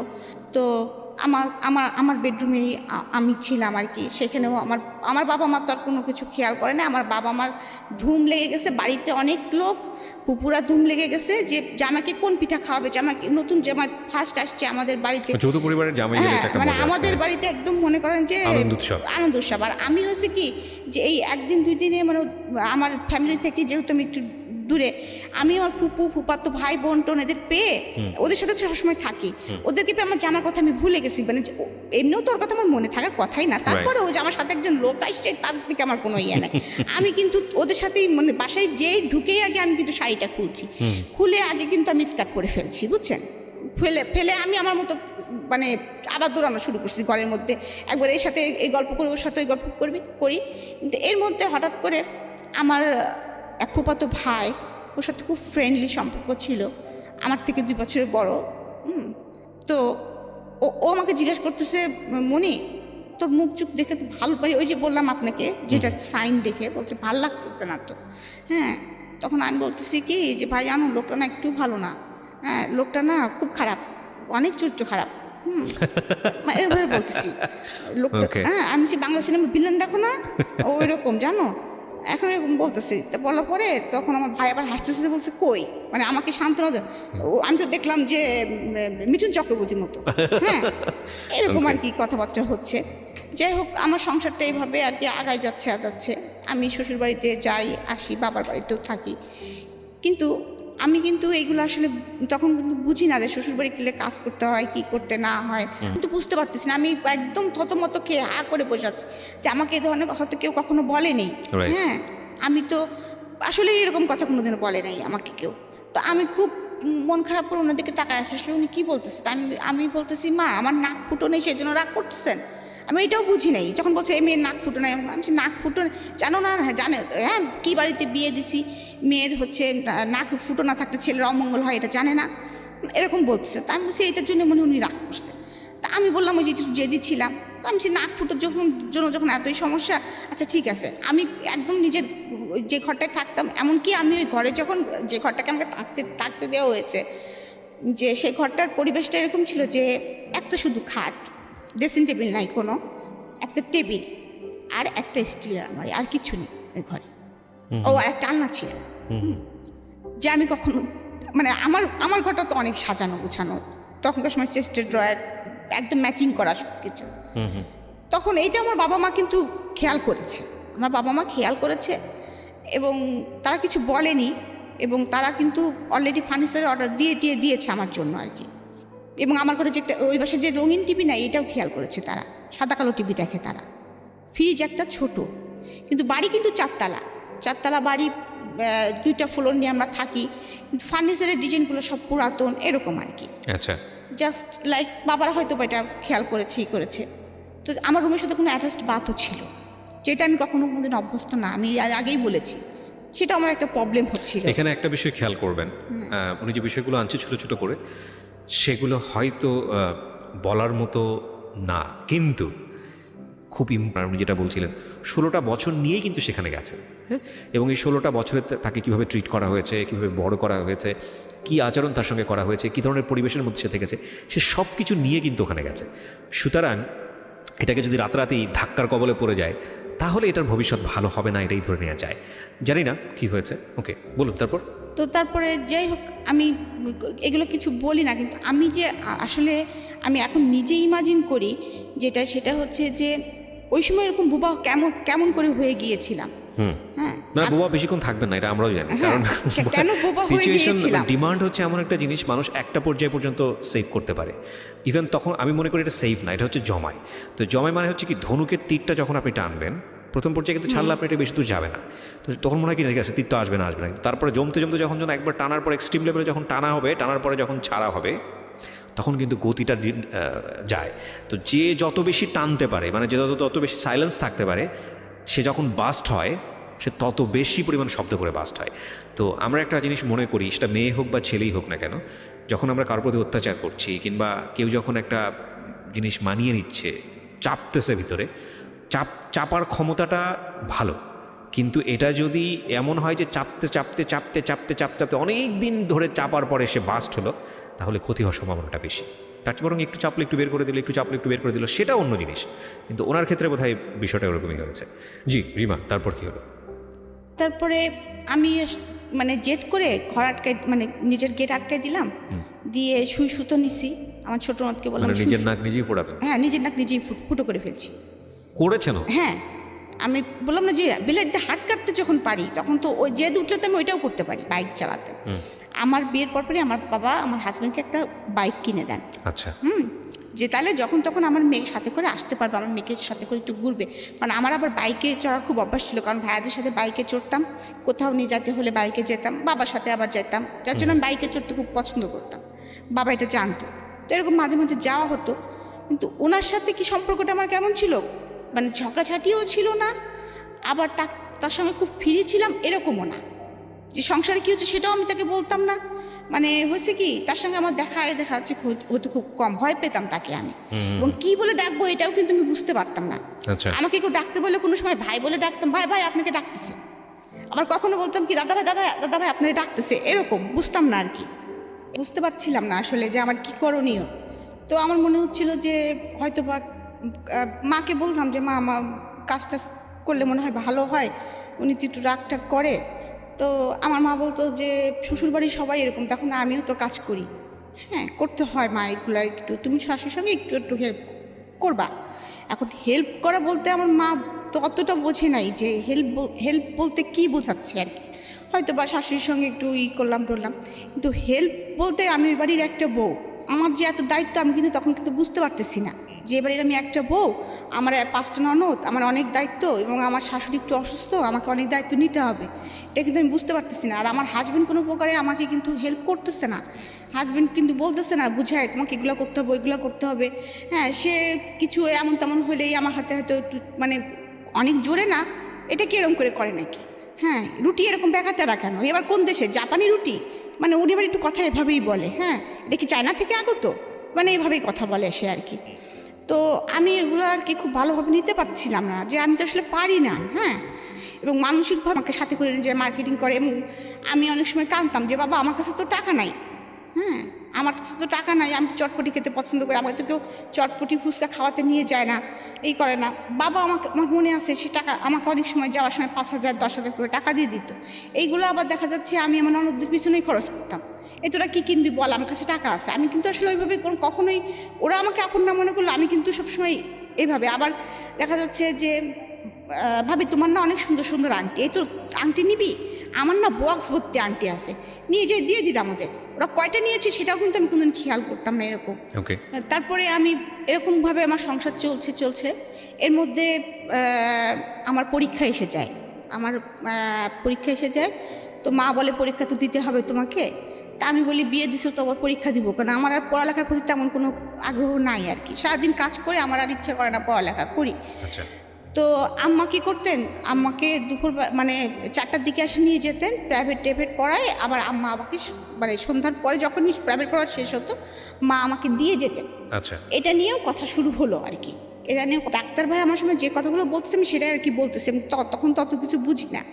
হ্যাঁ, তো সেই সামর্থ্য তো মনে হচ্ছে এই মেয়েটার নাই, আর তারপরেও তো বমি করতেছে একভাবে, ওকে তো ইমিডিয়েটলি এখন স্যালাইন দেওয়ার ব্যবস্থা করা উচিত, তো পানি শূন্যতা হয়ে গেছে শরীরে এখন, এরকম অবস্থা আর কি। যাই হোক, তুমি কি এই বাচ্চাটা নিতে চাও, নিলে কিন্তু সমস্যা হবে, হয়তো বা ওর লাইফ রিস্ক হতে পারে, এরকম একটা কথা বলে। তা আমার হাজব্যান্ড বাসায় এসে উল্টা মেজাজ দেখাচ্ছে, কেন মানে আমি যেন পাপ করে ফেলছি। হ্যাঁ, মানে উল্টা মেজাজ দেখাচ্ছে, হ্যাঁ এরকম অসুস্থ, এখন ঝামেলা, অমুক তমুক বিভিন্ন কথা শুরু করছে। তো আমার শাশুড়ি আবার খুশি, কারণ তার একটা ছেলে, যেহেতু একটা বাচ্চা আসতেছে বাসায়, সে খুব খুশি। আমার বয়স টয়স কেউ দেখতেছে না আর কি সেই মুহূর্তে। সে আবার আমার TNT-তে ফোন করে আমার মাকে ডেকে নিয়ে আসছে, বিয়ান এরকম সুসংবাদ আছে, শিগগিরই আসেন। তো আমার মা এসেছে, আমরা কি দুজন মিলে একটা বাচ্চা পালতে পারবো না? হ্যাঁ, ও ছোট হয়েছে তো কি হয়েছে, হেলাল এরকম চিল্লাপাল্লা করতেছে, আপনি আপনার জামাই একটু বোঝান, এরকম বলতেছে টলতেছে। আমার শাশুড়ি তখন খুব ভালো মুডে আছেন আর কি তিনি। তো আমার মা না আসলে তখন নাও বলতে পারতেছে না, হ্যাঁও বলতে পারতেছে না। তিনি একবার আমার কথা ভাবতেছেন, আবার ওই সংসারটার কথাও ভাবতেছেন যে তাদের মধ্যে আনন্দ, আর এদিকে আবার চিন্তা করতেছেন যে আমার মেয়েটা তো আসলে এই অবস্থা, কিছু খেতে পারে। তখন আমার এর মধ্যে মা বলছে কি, তাহলে আমি আমার মেয়েটাকে নিয়ে যাই বিয়ান, আমি নিয়ে যাই, ওর তো এই অবস্থা। তখন আবার ডাক্তার ভাই বলে দিয়েছেন, উনি আবার প্রেসক্রাইব করে দিয়েছেন আমাকে তখন ইমিডিয়েটলি স্যালাইন দিতে হবে, দিতেই হবে। তখন আর আমাদের যেখানে বাসা সেখানে আশেপাশে কোনো ক্লিনিক নেই, একটু দূরে। তো তখন আম্মা দেখলো যে তাহলে এখান থেকে নিয়ে গেলে তো নার্স এসে মানে স্যালাইন দিতে পারবে না বা সবসময় টেক কেয়ার করতে পারবে না, এখানে যদি ডাক্তারটা কাছে তাহলে এখানেই থাক। তো আমার স্যালাইন চলতেছে, করতেছে, কিন্তু আমার শাশুড়ি কিন্তু কখনো এসে আমার যে স্যালাইন চলতেছে করতেছে আমার পাশে বসা বা মাথায় হাত দেওয়া, বা আমার হাজবেন্ড ওই ঘরে ঢুকে না। হ্যাঁ, সে ডিস্টার্ব হবে দেখে সে তার মতো থাকে, রাত্রে স্যালাইন খুলতে হবে, করতে হবে, অনেক ঝামেলা। এগুলো আমার ছোটো নোট থাকে আমার পাশে, মাঝে মাঝে আমার শ্বশুর একটু দেখাশোনা করেন। আর দেখা যাচ্ছে যে ওই যে সার্বক্ষণিক যে নার্সটা ছিল উনি দেখাশোনা করতেন, কিন্তু আমার বমি কিন্তু কখনোই অফ হয় নাই। তো এর মধ্যে আমার আবার একটু ব্লাড যাচ্ছে, একটু হ্যাঁ ব্লাড যাচ্ছে। তখন আবার এইটা আবার ডাক্তার ভাইকে বলা হয়, তখন ডাক্তার ভাই আর কি বুঝছে ব্যাপারটা, বলছে আসলে ও নিতে পারছে না মনে হয় শরীরে, ওর শরীর এই বয়সে এটা ও নিতে পারছে না। তারপর যাই হোক এরকম বলার পর তারপরেও আপনারা যখন চাচ্ছেন চাচিমা আমি ট্রাই করব, আমি 7 দিন একটা ইঞ্জেকশন দিব, সকাল বিকাল দিব, এটা যদি টিকে গেল তো টিকে গেল আলহামদুলিল্লাহ, না হলে কিন্তু আমাদের এস্টিম পয়েন্টে যেতে হবে, এটা ডিসিশন নিতে হবে। তখন আমার মা, আমার তো একদম তখন মনে করেন বিছনা থেকে ওঠা নিষেধ, একদম বেড রেস্ট। তো আমার মা, আমার শ্বশুরবাড়ির যেরকম পরিবেশ, আমার মা যে আমার কাছে থাকবেন সেটাও পারতেছেন না। হ্যাঁ, কারণ কি কথা শোনাবে কে, মানে ওরা খুব কথা শোনাতেন, এটাই হচ্ছে প্রবলেম। মানে আসলে খুব কথা শোনাতেন, এখনও তাদের সে স্বভাবটা আছে আর কি। তো ওই ভয়তে আমার মা আবার খুব বললাম না যে চুপচাপ, আম্মা তো অত মানে কথা পছন্দ না আর কি তার। তো এই অবস্থায় যাই হোক আমার আস্তে আস্তে আমি ওই সিচুয়েশনটা পার করছি, কোনো রকম 7 মাস চলে গেছে আর কি। যাওয়ার পরে তারপরে 7 মাসের পরে আমার বাবা মা এসে আমাদের দেশে একটা আনুষ্ঠানিকতা করে, স্বাদ দেয়, সেটা করে অনেক অনুষ্ঠান করে শ্বশুরবাড়ির লোকদের কাপড় চুপড় দিতে হয়, তারপরে এই খাসি টাসি, তারপরে এই যে মাছ টাছ অনেক কিছু দিতে হয়, কী দিতে হয় আমি অত জানতাম না তখন। সেগুলো দিয়ে আমার বাবা মা অনুষ্ঠান করে নিয়ে আমাকে নিয়ে গেছেন। তখন আমার বাবার আবার পোস্টিং ছিল মাগুরাতে। তো মাগুরাতে নিয়ে গেছেন, মাগুরাতে নিয়ে যাওয়ার পর যখন আমার 2 মামা শুনেছে যে আমি এরকম অবস্থা, তখন আমার 2 মামা তাদের আবার নিজেদের প্রাইভেট কার ছিল, তো তোমরা মানে খুলনায় থাকতো, খুলনা থেকে মাগুরা তো বেশি দূর না, তো চলে এসেছে আমাকে দেখার জন্য। এসে তো চিল্লাপাল্লা, বুধ এটা কি হলো, আর তোমরা মাগুরাই আনছো কীভাবে, হয় কুষ্টিয়া রাখতা। তো তারপরে যাই হোক আমার মামারা আমাকে খুলনাতে নিয়ে যায় এক প্রকার জেদ করে, কারণ মামাদেরও কোনো মেয়ে ছিল না, 2 মামারই 2টা করে ছেলে। তো ওখানে যে আমার হাজব্যান্ডের পোস্টিং তখন আবার বাগেরহাট, তার জন্য একটু সুবিধা। তো যাই হোক আমার বেবিটা হলো, মানে আমি বেবিটা হতে চেয়ে অনেক কষ্ট পেয়েছি, বেবিটার ওয়েট অনেক বেশি ছিল, মানে কারণ আমার বেবিটা কিন্তু এখনও 5 ফিট 5 ইঞ্চি 5.5 ইঞ্চির উপরে লম্বা। আচ্ছা, আমার ফার্স্ট মেয়ে। ওকে। তো যিনি এখন নর্থ সাউথে পড়ছে। জি জি ওকে। তো আমি ফার্স্ট মা হলাম, যে অনেক কমপ্লিকেশনের ভিতর দিয়ে আমি মা হলাম। তারপরে আমার যেটা খারাপ লেগেছিল যে আমার শাশুড়ি খুব কেঁদেছিল। সে যখন ফোনে তাকে বলা হয়েছে যে মেয়ে হয়েছে, তখন সে খুব কেঁদেছিল যে মেয়ে হয়েছে, কারণ সে ছেলে যাচ্ছিল, কারণ তার একটা ছেলে। আচ্ছা আচ্ছা। তারপরেও আবার আমার মেয়েটার গায়ের রং তার বাবার মতো হয়েছিল। আমার হাজব্যান্ড অনেক কালো না, কিন্তু মানে শ্যামলা, আমি তো একটু ফর্সা বেশি। তো আমার মেয়েটা হয়েছিল শ্যামলা। তো আমার শ্বশুর ফার্স্টেই কোলে নিয়ে বলেছিল যে মায়ের মতো গায়ের রং পেলো না। এটা আমার খুব কষ্ট লেগেছিল। যাই হোক, সেই মুহূর্তে আমি বলতে পারবো না, কষ্ট লেগেছিল আর কি। তো কিন্তু কষ্ট লেগেছিল আর কি, এটাই হচ্ছে স্বাভাবিক, কষ্ট লাগাটাই স্বাভাবিক। হ্যাঁ, আমি হচ্ছে বাচ্চা মানুষ করতে তখন তো অত এক্সপার্ট না। তা আম্মাদের ওখানে বেশি থাকতাম, কখনো শ্বশুরবাড়ি যেতাম, কখনো আম্মাদের ওখানে থাকতাম।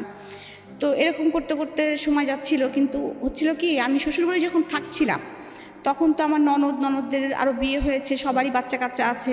আমার বাচ্চাটা যদি একটু ভুল করে ফেলতো বা একটু অন্যায় করে ফেলতো, আমি কেন জানি তখন যেন ক্রেজি হয়ে গিয়েছিলাম। আর আমার হাজব্যান্ড তো বাসায় থাকতো না, আমি শ্বশুরবাড়ি থাকতাম। আমার লেখাপড়া কিন্তু তখনও কন্টিনিউ। হ্যাঁ, আমি কিন্তু তখন অলরেডি পড়তেছি। হ্যাঁ, পড়তেছি, বাচ্চা সামলাচ্ছি এবং সংসার, তখন কিন্তু আমি পাকা গৃহিণী হয়ে গেছি। এবং এরকম করতে করতে আমি হচ্ছে যখন মাস্টার্স পরীক্ষা দিব আর কি, ফাইনাল দিব, আমার বড় মেয়েরা ছোট মেয়ের বয়সে ডিফারেন্স হচ্ছে 4.5 বছর। তখন আমি সেকেন্ড বেবি কনসেপ্ট করি। তো তখন সেকেন্ড বেবি কনসেপ্ট করলে তখনও সবাই খুব খুশি হয়ে যায়, কিন্তু আমি খুশি হই না। এবার আমি আর খুশি হই না। এবার আমি বুঝে গেছি মাতৃত্বের কী কষ্ট, আর আমি বুঝে গেছি যে সংসারে আমার কি অবস্থান। এর মাঝে আর একটা কাহিনী আমি বলি। আমার ছোটো ননদ যেটা আর কি, যেটা আমার খুব ভালো সম্পর্ক ছিল, তো সেটা সাথে আমার ফুফাতো ভাই, মানে ওরা রিলেশন ছিল, ওরা চলে যায় দুজনে আর কি। আচ্ছা, এটা ফ্যামিলি থেকে না বলে চলে যায়, এবং দোষটা সম্পূর্ণ আমার ঘাড়ে পড়ে যে আমি তাদেরকে বের করে দিয়েছি, যেটা হয় আর কি। এবং এটা নিয়ে অনেক গ্যাঞ্জাম হয় ফ্যামিলিতে, অনেক কিছু হয়। আমাকে আমার হাজব্যান্ড মারধরও করে। হ্যাঁ, তারপরে একটা টাইমে আমার বাবা কিন্তু আমাকে নিয়ে আসার মানে ওরা আমাকে আর রাখবে না, ওদের মেয়েকে ফেরত না দিলে, মানে এরকম ফ্যামিলি আর কি ট্র্যাজেডি চলতেছে। আমার হাজব্যান্ড আমাকে মিনিমাম মনে হয় 6 মাস দেখতে আসেনি, আমার বাচ্চাটার কোনো খোঁজ নেয়নি, কোনো কিছুই করেনি আর কি, সোজা কথা। তো তার মধ্যে আমার বাচ্চাটা, আমি মা বাবার কাছেই ছিলাম। তো এর মধ্যে তারা উকিল নোটিশও কিন্তু পাঠিয়ে দিয়েছিল যে আমাকে ডিভোর্স দিবে। হ্যাঁ, কিন্তু আমার বাবা খুব আপসেট হয়ে গিয়েছিল তার মধ্যে, যে ডিভোর্স দিবে এরকম একটা বিষয়, আমি যেটার জন্য এতদিন মানে এত কষ্ট করে মেয়েকে সংসার করাচ্ছি। তারপরে এইভাবে যাই হোক, থার্ড পার্সন মিলে সব কিছু মিলে একসময় যায়, আবার জোড়াটা লাগে আর কি, কোনোভাবে এনি হাউ জোড়াটা লাগে। এর মধ্যে আরও তো মনের ভিতরে বিষ ঢুকে গেছে আমার অলরেডি, যেই লোকটা আমার 6 মাস খোঁজ নিল না, আমার বাচ্চাটাকে একবার দেখতে আসলো না। আমি তো কিছুতেই ওর সাথে, উকিল নোটিশ পাঠিয়েছিল এটা আমি জানতাম না। এটা আমি জানতাম না। তো হঠাৎ করে তাদের যেভাবে ফ্যামিলি মিউচুয়ালের মধ্যে যখন আসলো, তখন আমার শ্বশুর বললো যে আপনারা নিয়ে গিয়েছেন, আপনারা দিয়ে যাবেন। এবং আমি সেই দিনটার কথা আমি কখনোই ভুলব না, যেদিন আমার ননদ চলে যায়, সেদিন আমাকে সারা দিন ঘরের মধ্যে আটকায় রাখা হয়েছিল, কিছু খেতে দেওয়া হয়েছিল না, এবং আমাকে আমার হাজব্যান্ড মারধরও করেছিল, এবং সেই সাথে আমার বাচ্চাটাকে আমার কাছে দেওয়া হয় নাই সারাদিন। তো ওই অবস্থায় যে অনেক কিছু হয়েছে, অনেক সেটা আমি এখন এত বিস্তারিত হয়তো বলতে পারছি না, মানে কিভাবে গিয়েছে আমি বলতে পারবো না। অনেক কষ্টে ওখান থেকে আমার বাবা ভাই আমাকে অনেক কষ্টে ওখান থেকে নিয়ে আসে আর কি। এবং আমি এক কাপড়ে চলে এসেছিলাম, আমাকে ওরা কোনো কাপড় খালি পায়ে এক কাপড়ে, আমার বাচ্চাটা সহকারে, বাচ্চাটাকেও দিচ্ছিল না তারা। অনেক কষ্টে আমি ওখান থেকে আমার বাবা মাকে বের করে নিয়ে চলে আসে। আসার পরে তো অনেক দিন এই যে ওরকম বাবা বাড়ি থাকলাম, করলাম। তার মধ্যে আমি আবার ট্রান্সফার হয়ে আমি যশোরে, তখন বাবার পোস্টিং, তো তখন যশোরে আমাকে মাস্টার্স ভর্তি করে দিয়েছিল। যে আমি তখন মাস্টার্স করতেছি, প্লাস সেই সাথে আমি হচ্ছে মানে আপনার মাস্টার্স করতেছি, সেই সাথে আমি কম্পিউটার শিখতেছি। তো আর বাচ্চাটা নিয়ে লাইফ লিড করতেছি, এবং মনে মনে একটা সিদ্ধান্ত নিয়ে ফেলছি। তখন তো একটু ম্যাচুরিট হয়ে গেছি, যে আসলে তো ওর কাছ থেকে কোনোদিন ভালোবাসা পাইনি, ওর কাছ থেকে আমি এটাই আশা করতেছিলাম যে হয়তো এরকম ব্যবহারই সে আমার সাথে করবে। তো আমি আমার বাচ্চাটাকে নিয়ে আমি এক প্রকার চলবো আর কি, এরকম একটা চিন্তা ভাবনা করতেছি। আর আমাকে যথেষ্ট সাপোর্ট দিত বাবা মার, সবসময় মন টন খারাপ থাকতো যে ফ্যামিলিতে যেহেতু এরকম কাহিনী হয় নাই, আর সেহেতু সব জায়গাতে কথা টথা হচ্ছিল, অনেক ঝামেলা চলতেছিল অলরেডি ভিতরে। তো বাবা মা ওইগুলো টেক কেয়ার করতেই মানে হাত ধরে যাচ্ছিল বাবা মার আর কি। জি আর এদিকে হচ্ছে আমার বড় ভাই আমাকে একদম ফুল সাপোর্ট দিচ্ছে যে না, আমি জি। তোমাকে আর যেতে দিব না, তুমি পড়ালেখা শিখো, মানুষ হও, আমার একটা ভাগ নিয়ে আমি পালতে পারবো, তুমি ওটা নিয়ে টেনশন। এমনকি আমার মেয়েটা মানে আমার বড় ভাইয়ের কাছে ঘুমাতো, খেতো, মানে ওর বড় মামাই ওর যান, মানে ওকে আমার কাছে দিত না বড় ভাই, এরকম। আচ্ছা তো এভাবে থাকতে থাকতে হঠাৎ করে কি একদিন ডিসিশন হয়, আমরা ঈদ করতে বাড়ি গেছি, হঠাৎ করে আমার বাবা আমাকে ডেকে বলে যে তুমি মা, তোমাকে ওই বাড়িতে যেতে হবে। আমি বললাম কখনোই না আব্বা, ইম্পসিবল, আমি ওর বাড়িতে সংসার করতে পারবো না এত কিছুর পরে, আর ওরা আমাকে মেরে ফেলবে। আমার মনের মধ্যে ভয় ঢুকে গেছে যে ওরা আমাকে মেরে ফেলবে।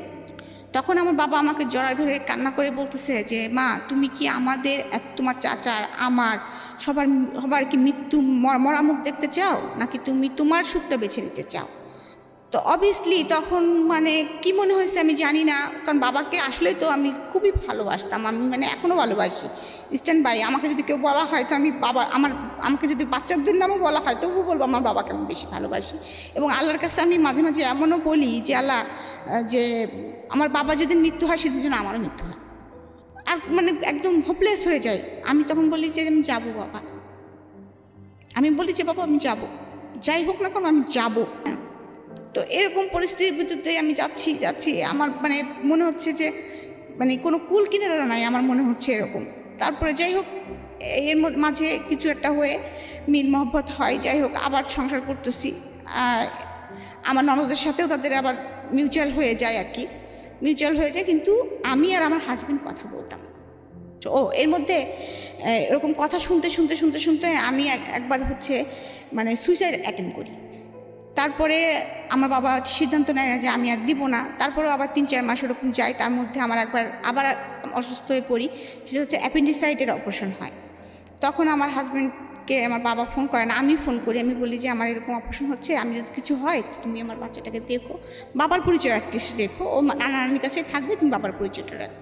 তখনও কিন্তু আমি ছোটো বাচ্চা কনসেপ্ট করিনি আর কি, ছোটো বাচ্চা কনসেপ্ট করিনি। তখন ওর কেন জানি মনটা নরম হয়, হয়তো বা মানুষ তো, আর এতদিন এক হাতে আছে একটা বাচ্চার বাবাটা আছে, আর মানে এরকম একটা ইয়ে। তো ও আসে আমাকে পরের দিন সকালবেলা দেখতে আসে যশোরে। দেখতে আসার পরে ও দেখে তারপরে বাসায়, যে ও যখন বাসায় যায় আমাদের বাসা থেকে, তো আমার শাশুড়ি আবার দেখছে যে এইটা সুযোগ। তো আমার শাশুড়ি আবার আমার হাজব্যান্ড নেই দেখে তার জামাই মেয়েকে সে ডেকে নিয়ে আসছে, সে যে তখনই চলে যাবে এটা তারা বুঝতে পারে নাই। আমার হাজব্যান্ড বাসায় ঢুকে দেখতেছে যে বাসায় তার মানে আমাকে নিয়ে গেছে, নিয়ে যেয়ে আমরা দুজনে বাসার মধ্যে ঢুকতেছি, এবং রাস্তায় ওরা দুজনে আবার খুব নমনীয় হয়ে আমার কাছে মাপ চাই, ওর ভাইয়ের কাছে মাপ চাই। তখন আমি একদম ভায়োলেন্ট হয়ে বলি কি, আচ্ছা তোরা যে বলছিস যে আমি তোদেরকে বের করে দিছি বাসা থেকে, আমি কি বের করে দিছি? আমি কি জানতাম কিছু? তখন ওরা আমাকে বলে কি যে, তখন আমার ছোট্ট ননদ বলে কি, না আমি আসলে এটা ক্রেজিভাবে বলছিলাম, তখন আপনার উপর আমার রাগ হয়েছিল, কারণ এই কথাটা যখন বাসায় জানাজানি হয়ে যায় আপনি ভাইকে বলে দিছিলেন, ভাই আমাকে রাত্রে মারতে গেছিলো, তো আপনার উপর আমার খুব রাগ হয়েছিল, আমি চিন্তা করছিলাম এটা একটা শোধ তুলবো, সেই জন্য আপনার দোষটা দিয়েছিলাম। তা আমি তখন আমার হাজব্যান্ড এটা শুনছে, শোনার পরে বলতেছে তুই এটা কাজ করছিস রনি। হ্যাঁ, যাই হোক এইটা নিয়ে অনেক কিছু হয়, সব সত্য আর কি সামনে চলে আসে যখন, তখন যাই হোক আমার হাজব্যান্ড একটু সফটনেস দেখায় এবং সে বলে যে আমি থাকবো না, আমি কাল সকালে আমার বউ বাচ্চা নিয়ে আমি চলে যাব। তখন আমার শ্বশুর খুব আপসেট হয়ে পড়ে, কারণ কুষ্টিয়া শহরে তাদেরকেও সবাই চেনে, আমাদেরকেও সবাই চেনে, সবাই জানে যে তার একটাই ছেলে বেটার বউ আলাদা থাকে, হ্যাঁ আলাদা বাসা ভাড়া করে থাকে, এটা একটা খুব খারাপ দেখা যাবে, এরকম একটা করে। তারপর অনেক শোনানোর পরে যাই হোক আমরা আবার ওই বাসাতেই স্টে করি। আমার হাজব্যান্ডের তখন আবার পোস্টিং হয়েছে চুয়াডাঙ্গা। তো এরকম চলতেছে, ওদের সাথে ওরা আসে যায়, কত করে আমার ছোটো ওদের সাথে আমি কথা বলতাম, আমার ভাইয়ের সঙ্গে কথা বলতাম না, কারণ আমার থিওরিটা এটা যে ও তোমার রক্তের না, ও আমার একটা ক্ষতি করতে পারে, তুমি তো আমার ভাই ছিলা, তুমি ফুফাতো ভাই হওয়া যাই হও, তুমি তো আমার ভাই ছিলা, তুমি তো আমার এত বড় ক্ষতি করতে পারো না, তোমার সাথে আমি কথা জীবনেও বলবো না, আর তারপরে তুমি আমার বড় ভাই। তো যাই হোক মাস্টার্স করেছি, মাস্টার্স পরীক্ষা চলছে আমার, পরীক্ষা দিয়ে আমার মনে হয় যে আমার 11 তারিখে বাচ্চা হল না, আমার বাচ্চা হয়েছে 16 তারিখে, আর আমার মাস্টার্স পরীক্ষা শেষ হচ্ছে 11 তারিখে, মানে আমি ওই রকম অবস্থায় আমি পরীক্ষা দিয়েছি আর কি। তো আমার বাচ্চাটা পেটের মধ্যে খুব অসুস্থ হয়ে যায়, কারণ আমি 4 ঘন্টা বসে পরীক্ষা দিতাম, বাচ্চাটার মুভমেন্ট খুব কম হতো, মুভমেন্ট হতো না। তবে তারপরে আমার 16 তারিখে সিজারিন করে বেবিটা হয়। তো এর মধ্যে আমার বড় ভাই কিন্তু এর মধ্যে বাইরে চলে গেছে অলরেডি, হ্যাঁ, এবং সে তাকে বিয়ে দেওয়া হয়েছে খুব আনুষ্ঠানিকতার ভিতরে। হ্যাঁ, তো সে বাংলাদেশে এসেছে। সে একদিন আমার শ্বশুরবাড়ি সে আবদার করে যে মামা আমি আমার বোনকে নিয়ে যেতে চাই, এক রাত আমাদের সাথে থাকবে। হ্যাঁ, তো এই কথা বলার পরে তখন হচ্ছে আপনার আমার শাশুড়ি আমাকে যেতে দিবে না, বাসায় অনেক কাজ, ঈদের পরের দিন আমার সব ননদরা আসবে, সে আমাকে যেতে দিবে না। তখন সে বলে কি যে তাহলে নিয়ে গেলে একবারেই নিয়ে যাও। তো এই কথাটা আমার ভাইয়ের তখন লাগে খুব। এতদিন তো আমার ভাই কোনোদিন ইন্টারফেয়ার করেনি, এতদিন তো বাবাই সব টেক কেয়ার করছে, এখন তো মোটামুটি সে একটা পর্যায়ে আসছে। তারপরেও আগেও সে বলেছে যে সে কখনোই রাজি ছিল না আমাকে সংসার করতে দেওয়ার জন্য। সে সবসময় বলতাম রিক্সা চালাই খাবো, কিন্তু আমার বোন আমি দিব না, এরকম কথা সবসময় সে বলতো। তারপরে যাই হোক, সে মনে মনে একটা প্ল্যান করে ফেলে, সেটা বাবা মাকে বলে না, কারণ জানে বাবা মা বললেও হয়তো রাজি হবে না, আর আমার হাজব্যান্ডকে বললেও রাজি হবে না। সে আমাকে বেড়াতে নিয়ে আসার নাম করে ঢাকায় নিয়ে আসে। তখন অলরেডি ঢাকায় আমাদের একটা বাড়ি কেনা আছে, সেটা হচ্ছে সেগুনবাগিচে। আমার ছোটো ভাই স্টেট ভার্সিটিতে পড়ে, ও হচ্ছে ওই বাসাতে থাকতো। মাঝে মাঝে বাবা মা আসতো, ওকে একটা কাজের ছেলে ছিল, রান্নাবাড়া করে দিত এরকম। তো ও আমাকে নিয়ে আসার পরে বলে যে আমি সবাইকে বলে যে আমি চলে যাব মার্কেটিং করার দরকার, তো রিমাকে ওই জন্য নিয়ে যাচ্ছি আমার 2 বাচ্চা সহকারে। আমিও জানি না ভাইয়া, আমি জানি যে মার্কেটিং করতেই ঢাকায় আসতেছে। তো ভাইয়া এসে তারপরে বাবা মাকে আবার ফোন দেয় যে বাবা মা আমরা মার্কেটিং করবো, তো রিমার বাবু দুইটা দেখবে কি, তোমরা দুজনে আসো, দেখাশোনা করো, আমরা একটু মার্কেটিং করে বেড়াই। আব্বু আম্মু গাড়ি নিয়ে আসে আর কি, বাবা অফিস থেকে মানে শুক্র শনি তো এমনি ছুটি, তো আসার পরে তারপরে একদিন রাত্রেবেলা ফ্যামিলি মিটিং বসে। তখন ভাইয়া একদম সম্পূর্ণ বলে যে বাবা আপনি যা দেখতেছেন, যা সহ্য করছেন, এটা আমি সহ্য করতে পারবো না। এখন আপনি আমাকে খারাপ বললে বলেন, আমি অনেক নরম মানুষ, ভালো বললে বলেন, আপনি যা খুশি আপনি তাই বলেন, কিন্তু আমি যেটা এসে মানে দেখতেছি সেটা আমার অসম্ভব আমার পক্ষে দেখা। সেটা হচ্ছে আমার কাছে আমার বোনের শ্বশুরবাড়ি যে মনে হয়েছে যে ওয়ান কাইন্ড সে হচ্ছে কাজের বুয়া। এটা আপনার আপন ভাই বলছে? হ্যাঁ, ওয়ান কাইন্ড কাজের বুয়া। আর আমার বড় মেয়েটার রেজাল্ট ভালো ছিল না, কখনোই ভালো রেজাল্ট করতে পারতো না। সে মানে ওরকম মারধর খেত, সে একটু উল্টাপাল্টা ছিল, মানে ওর জন্য কেমন ছিল একটু আর কি। যাই হোক, তখন বলতেছে আর আমি দেখতেছি যে যেভাবে উপর থেকে দোতলা বাসা ছিল, যতবারই কোনো গেস্ট আসে আমার ভাগ্নি আসে গেট খুলতে, ওই ক্লপসিকেবল গেটটা খুলতে আসে আমার ভাগ্নি। তার মানে ওরা দুজনা ওই বাড়ির কাজের বুয়া। আর আমার ছোট ভাগ্নিটার অবস্থা হবে আর কয়েকদিন পরে ওইটাই।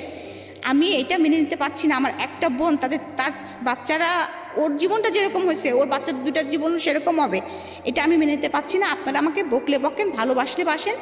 আমি এক্ষুনি তার হাজব্যান্ডের কাছে ফোন দিব, সোজা কথা ফোন দিয়ে বলবো, সে যদি তার কাছে আমার বোনকে রাখবে, আর যদি না রাখে আমি আমার বোনকে চালাবো, সম্পর্কের দরকার নাই, ডিভোর্সেরও দরকার নেই। ফাইন।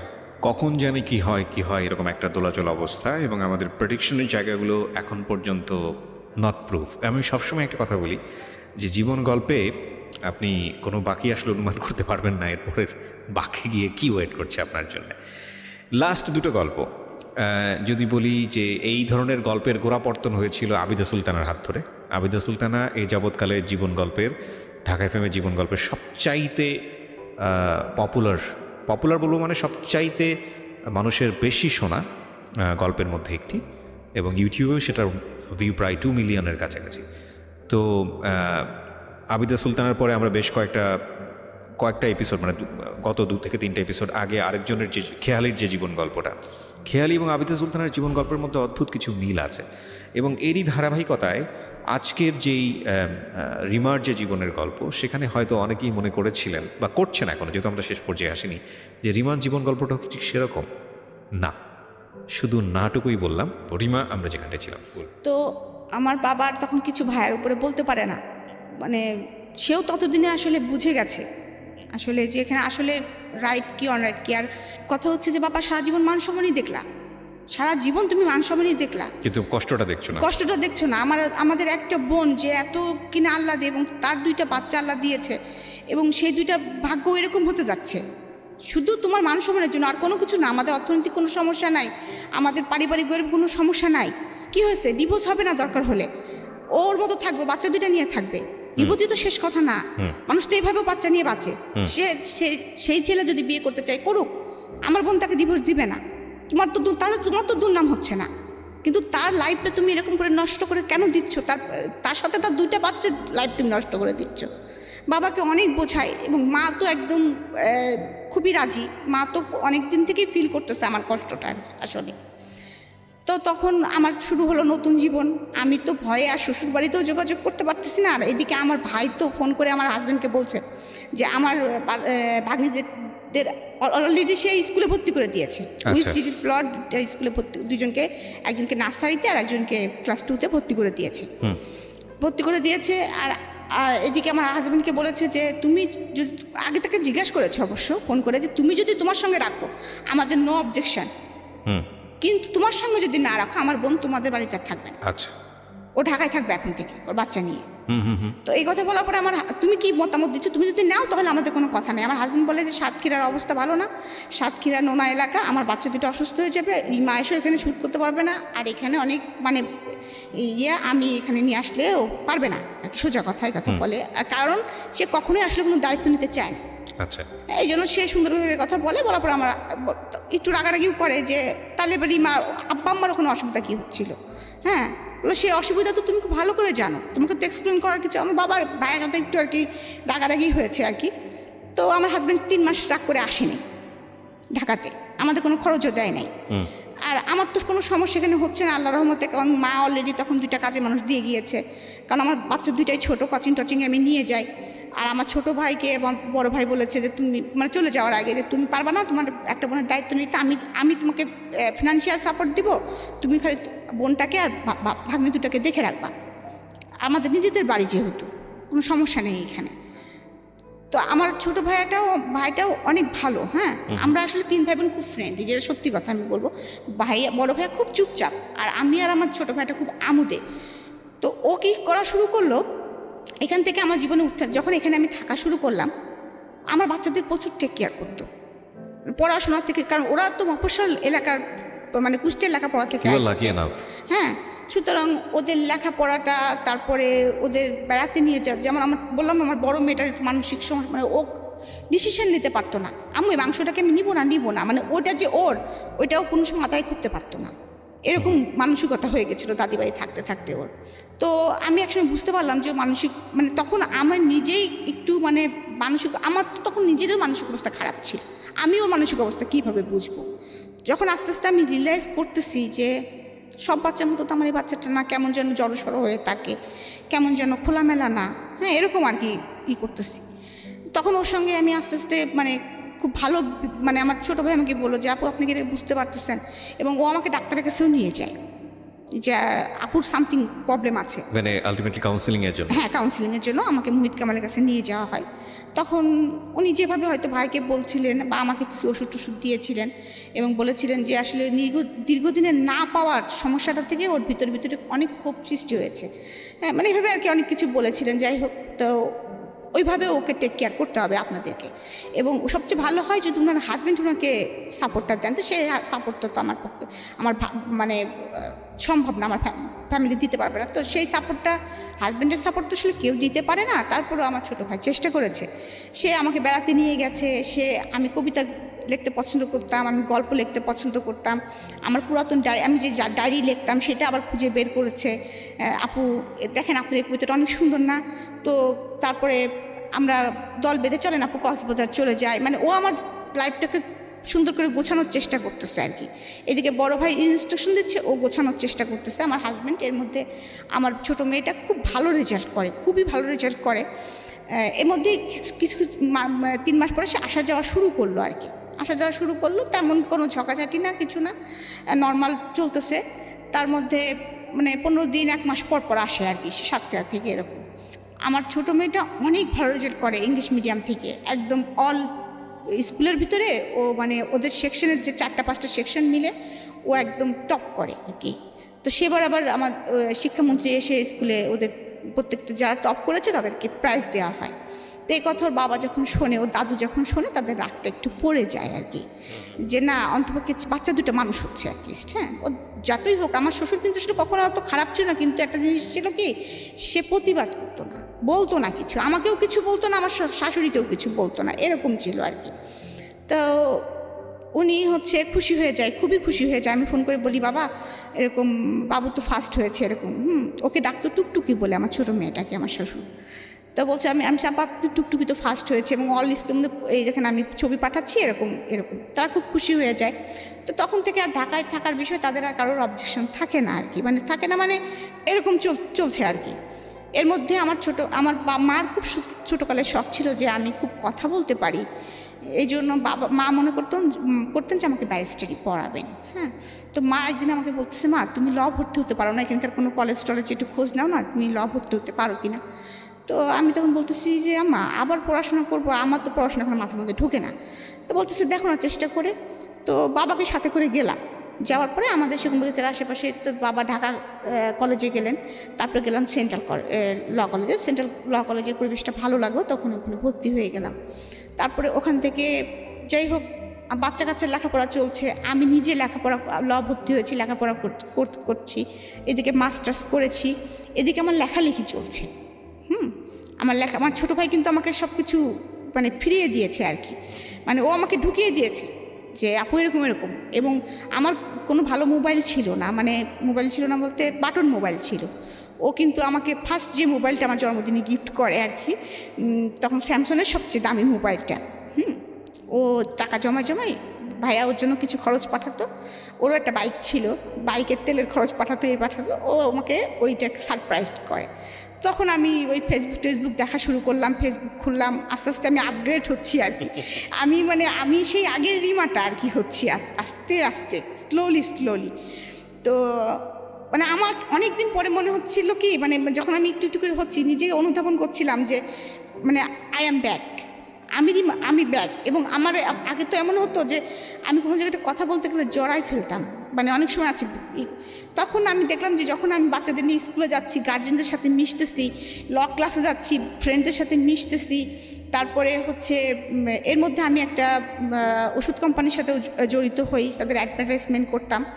চেহারাটা ভালো ছিল দেখে আমার সেলটাও খুব ভালো ছিল। আমি একটা অ্যাচিভমেন্টও করি, সেটা হচ্ছে মালয়েশিয়া ট্যুর। তখন আমি আমাকে কিন্তু তখন প্রস্তাব করেছিল যে আমাদের ওখানকার যে ওই কোম্পানির যে মানে এমডি ছিলেন আর কি, বাংলাদেশে যার ছিল, সে আমাকে বললো যে তুমি আমার পিএ হবা কি না। তো তখন আমি ওনার নাম হচ্ছে গাজ্জালি স্যার ছিলেন, গাজ্জালি।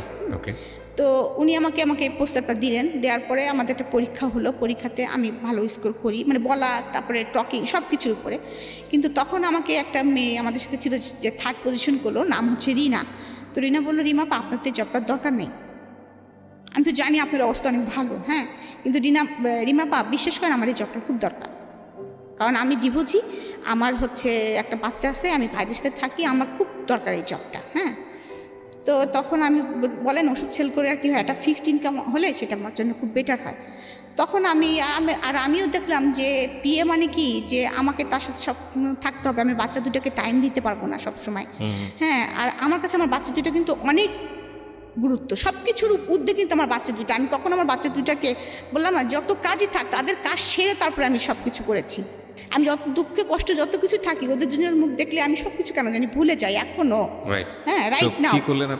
তো তারপরে আমি যাই হোক, তখন আমি স্যারকে, তখন ওইটার পরে আমি স্যারকে রিকোয়েস্ট করলাম, স্যার আমার তো এই চাকরিটা করা সম্ভব না কোনো প্রকারে, কারণ আমার তো দুইটা বাচ্চা আছে, আমি এই 9টা 5টা, আবার আপনার সঙ্গে ধরেন অনেক সময় আছে অনেক সেমিনারেও যেতে হবে, সেটা তো আমার ফ্যামিলি থেকে মেনে নেবেন, আমার হাজব্যান্ড চাবে না।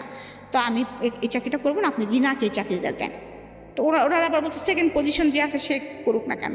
তা আমি সেকেন্ড পজিশন যে ছিল তাকেও কনভিন্স করে ফেলছিলাম যে আপু তুমি চাকরিটা করো না প্লিজ, রিনা আপা খুব রিকোয়েস্ট করতেছে। যাই হোক, এখান থেকে আস্তে আস্তে আমি উঠে আসতেছি। কিন্তু তারপরে এদিকে আমার লেখালেখিও চলতেছে, তারপরে আমি এদিকে ল পাস করে ফেলছি অলরেডি, তারপরে এদিকে আমার বাচ্চারাও বড় হচ্ছে। তো এর মাঝে আমার ছোটো ভাইটা চলে যায় কানাডাতে, চলে যায়। এদিকে আমার চাচার কিন্তু পোস্টিং তখন ঢাকাতে। আমার চাচার কথাটা আমি কেন বলছি, যে আমার বাবা আমার চাচাকে যেভাবে মানুষ করেছে, মানে আমি বোঝাতে পারবো না। যে কখনো যদি কোনো জায়গায় একটা জিনিস কিনেছে, অর্ধেক ভাইয়ের নামে কিনেছে, অর্ধেক তার নামে কিনেছে। তো যাই হোক, আমি এর মধ্যে পড়ালেখা করতেছি, আমার জীবনটা আবার মনে হচ্ছে আগের জায়গায় চলে আসছে, এবং শ্বশুরবাড়িতে আমার গ্রহণযোগ্যতাটা কিছুটা বেড়েছে। হ্যাঁ আপনি ল কেন পড়লেন? মার ইচ্ছা ছিল, সেই জন্য ল পড়লাম। পড়ার পরে এখন প্র্যাকটিস করতেছি। কোথায় প্র্যাকটিস করছেন? আমি এখন প্র্যাকটিস করতেছি সৈয়দ রেজাউল রহমানের ওখানে। আচ্ছা, মানে লোয়ার কোর্টে প্র্যাকটিস করছেন? জি জি। আমি আপনাকে কয়েকটা কোশ্চেন করি এবং আমাদের গল্পটা শেষের দিকে, কিন্তু আমি আজকে এই গল্পটা কেন প্রচার করলাম সেটার কারণটা হয়তো অনেকেই বুঝতে পেরেছেন, অনেকেই পারেননি। সেই প্রশ্নটা শুনে, উত্তরটা শুনে আপনারা সবাই ঘুমোতে যাবেন, কারণ অনেকেই জেগে আছেন আমি বিশ্বাস করি। সেটা হচ্ছে যে আপনি আপনার হাজব্যান্ডের সঙ্গেই আছেন। জি। ওকে, আপনার দুটো বাচ্চা, একটা নর্থ সাউথে পড়ছে, আরেকটার বয়স কত? আরেকটার বয়স হচ্ছে আপনার 50 হয় নাই, 50 হবে আর কি। 15? মানে 15। ওকে, ও কিসে পড়ছে? ও হচ্ছে এবার ক্লাস 10-এ। ক্লাস 10-এ। ওকে, হাজব্যান্ডের সঙ্গে থাকছেন বলতে কি আপনারা, উনি কি এখনো এসে দেখে যায় নাকি একই সঙ্গে আপনারা না থাকছেন? না, আমার ছোট ভাইটা যখন বাইরে চলে যায় তখন না, আমি স্টোরিতে যাচ্ছি না, মানে একসঙ্গেই থাকছেন, তার মানে একই সাথে বিলং করছেন। তখন উনি ঢাকায় পোস্টিং নিয়েছেন। আচ্ছা, তো আপনি এরপর থেকে ঢাকাতে সেটেল হয়ে গেছেন। আপনারা শুধু একটা জিনিস চিন্তা করুন, যারা এই গল্পটা শুনলেন, ওনার ভাই যদি ওই মুহূর্তে ওনার পাশে না দাঁড়াতো, বা ওনার বাবাও কিন্তু সাইলেন্স ছিলেন, কোনো কথা বলছেন না, বাবা এত লাভ করেন এবং উনিও বাবার কথা বারবার বলছেন, কেন চুপ ছিলেন সেই প্রশ্নের উত্তর হয়তো তার কাছে আছে। কিন্তু ভাইরা যদি স্টেপটা না নিত, উনি তো একবার সুইসাইডের অ্যাটেম্প নিয়েছিলেন, উনি বুঝতে পারছিলেন যে ভেতরে ভেতরে মরে যাচ্ছি আমি, এবং ওনার হাজব্যান্ডও কিন্তু বুঝতে পারছিলেন না, কারণ সেও পরিবারের বড় ছেলে, পরিবার থেকে বের হয়ে, কারণ সব পরিবারেরই একটা কাস্টমস থাকে, সব পরিবারেরই একটা প্রথা থাকে। কিন্তু দিন শেষে আমরা তো মানুষ, আমাদের নিজের বাঁচার ইচ্ছা আছে, নিজের মতো করে বাঁচার ইচ্ছা আছে, নিজের মতো করে বাঁচার ক্ষুধা আছে। এখানে যেই চিত্রটা বর্ণনায়িত হয়েছে বা যে চিত্রটা উপস্থাপন হয়েছে, সেখানে কিছু মানুষকে তার গল্প অনুযায়ী আপনার অপছন্দ হবে, কিছু মানুষকে আপনার পছন্দ হবে, কিছু মানুষকে আপনার খুব নিরপেক্ষ জায়গায় মনে হবে। কিন্তু আমাদের এই জীবন গল্পে আমরা সবসময় যে কথাটা বলি সেটা হলো যে কোনো মানুষকে আসলে নেগেটিভভাবে ধরার সুযোগ নেই, কারণ যে মানুষটি সম্পর্কে উনি যেভাবে বললেন, ওনার জীবনে যেভাবে এসছে, বিশেষ করে শাশুড়ির কথা যদি বলি, সেই মানুষটারও খুব সুন্দর একটা গল্প আছে। আপনি যখন ওই মানুষটাকে ফ্লোর দেবেন, দেখবেন যে হয়তো আমাদের যেই রিমা আজকে গল্প বলে গেল, তারও এগেনিস্টেও তার যুক্তিযুক্ত অনেক কমপ্লেন থাকতে পারে। আমরা এই কমপ্লেনগুলোকে, ছোট বড় বিষয়গুলোকে বড় করে দেখছি না, আমরা বরং একটা জায়গাকে খুব বড় করে দেখছি। সেটা হলো জীবনটা একটা পর্যায়ে গিয়ে শেষ হয়ে যেতে পারত, জীবনটা একটা পর্যায়ে গিয়ে স্টপ হয়ে যেতে পারত।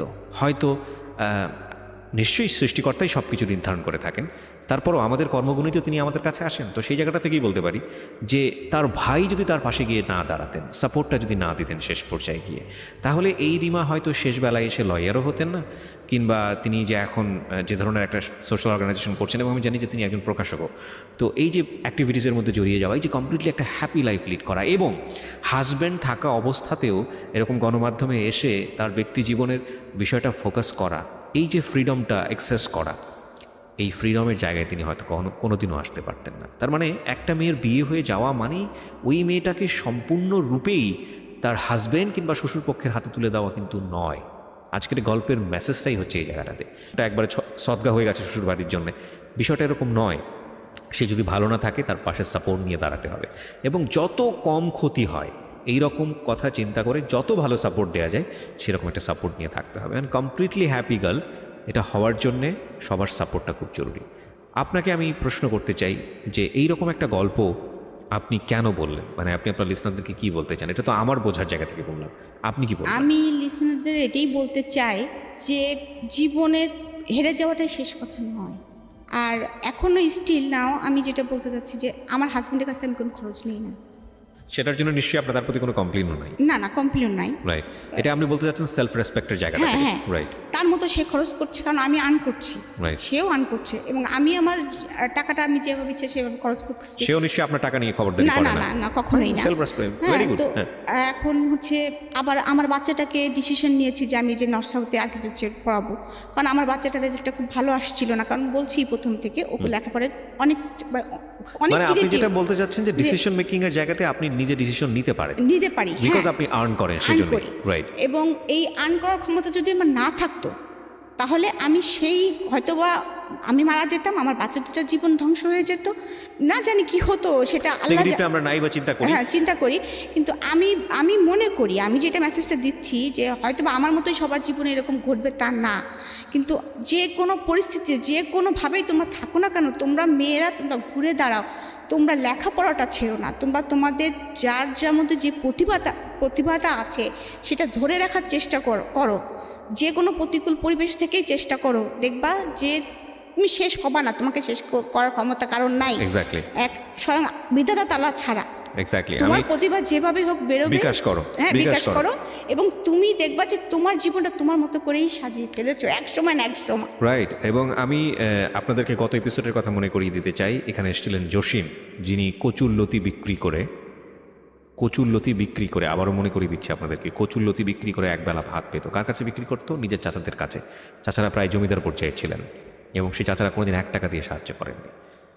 সেই কচুরলতি বিক্রি করার অবস্থা এমন দাঁড়িয়েছে যে ও বলল, আপনারা নিশ্চয়ই শুনেছেন, যে কচুরলতি বিক্রি করতে করতে আশেপাশের 4-5 গ্রামে আর কচুরলতি নাই, কী খাবে, বাধ্য হয়ে রিক্সা চালিয়েছে এবং সে এখন কয়েক কোটি টাকার মালিক শুধু তার শ্রম, সততা এবং নিষ্ঠার কারণে।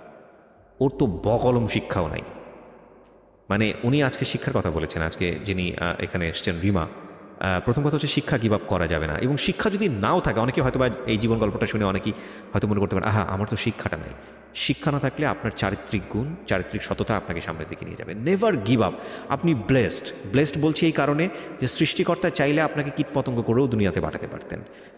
আপনি তো জন্ম নিয়েই আশীর্বাদ পুষ্ট, কারণ আপনাকে সে মানুষ হিসেবে তৈরি করেছেন। সো আপনি এগিয়ে আছেন অনেক কিছুর চাইতে, অ্যাডভান্সড। বাকিটুকু হচ্ছে এই মানে খুব স্বল্প সময়ে আপনাকে শুধু প্রুফ করতে হবে যে ইয়েস ইউ ক্যান, এবং আপনাকে যে মেসেজ দিয়ে দুনিয়াতে পাঠিয়েছে সেটা প্রুফ করা। ভাই মানে এটা সম্ভব, শুধু নিষ্ঠা, শ্রম এবং কষ্টটা সাময়িক। হয়তো আপনি জীবনে এখন খুব মারাত্মক রকম ফ্রাস্ট্রেশনের মধ্যে আছেন, আপনার মনে হচ্ছে যে কিছুই হবে না, and believe me, nothing is fixed in life. বেঁচে থাকলে আলো সামনে আসবেই। সো আজকে শেষ করছি, এবং আজকের আমি এই জন্যই বলেছিলাম যে এন্ডিংটা কোথায় হবে আপনি গেস করেন না, কারণ এটা শুনে মনে হতে পারতো যে তাদের ডিভোর্স হয়ে গেছে, তারা ভালো নেই। খুব চমৎকার একটা এন্ডিং হয়েছে শুধুমাত্র ফ্যামিলি সাপোর্টের কারণে, এবং আমি মনে করি যে এই ফ্যামিলি সাপোর্টটা যেন প্রত্যেকটা মেয়ের প্রতি শ্বশুরবাড়িতে যাওয়ার পরেও থাকে। অনেক ভালো থাকুন। আজকের মতো শুভরাত্রি।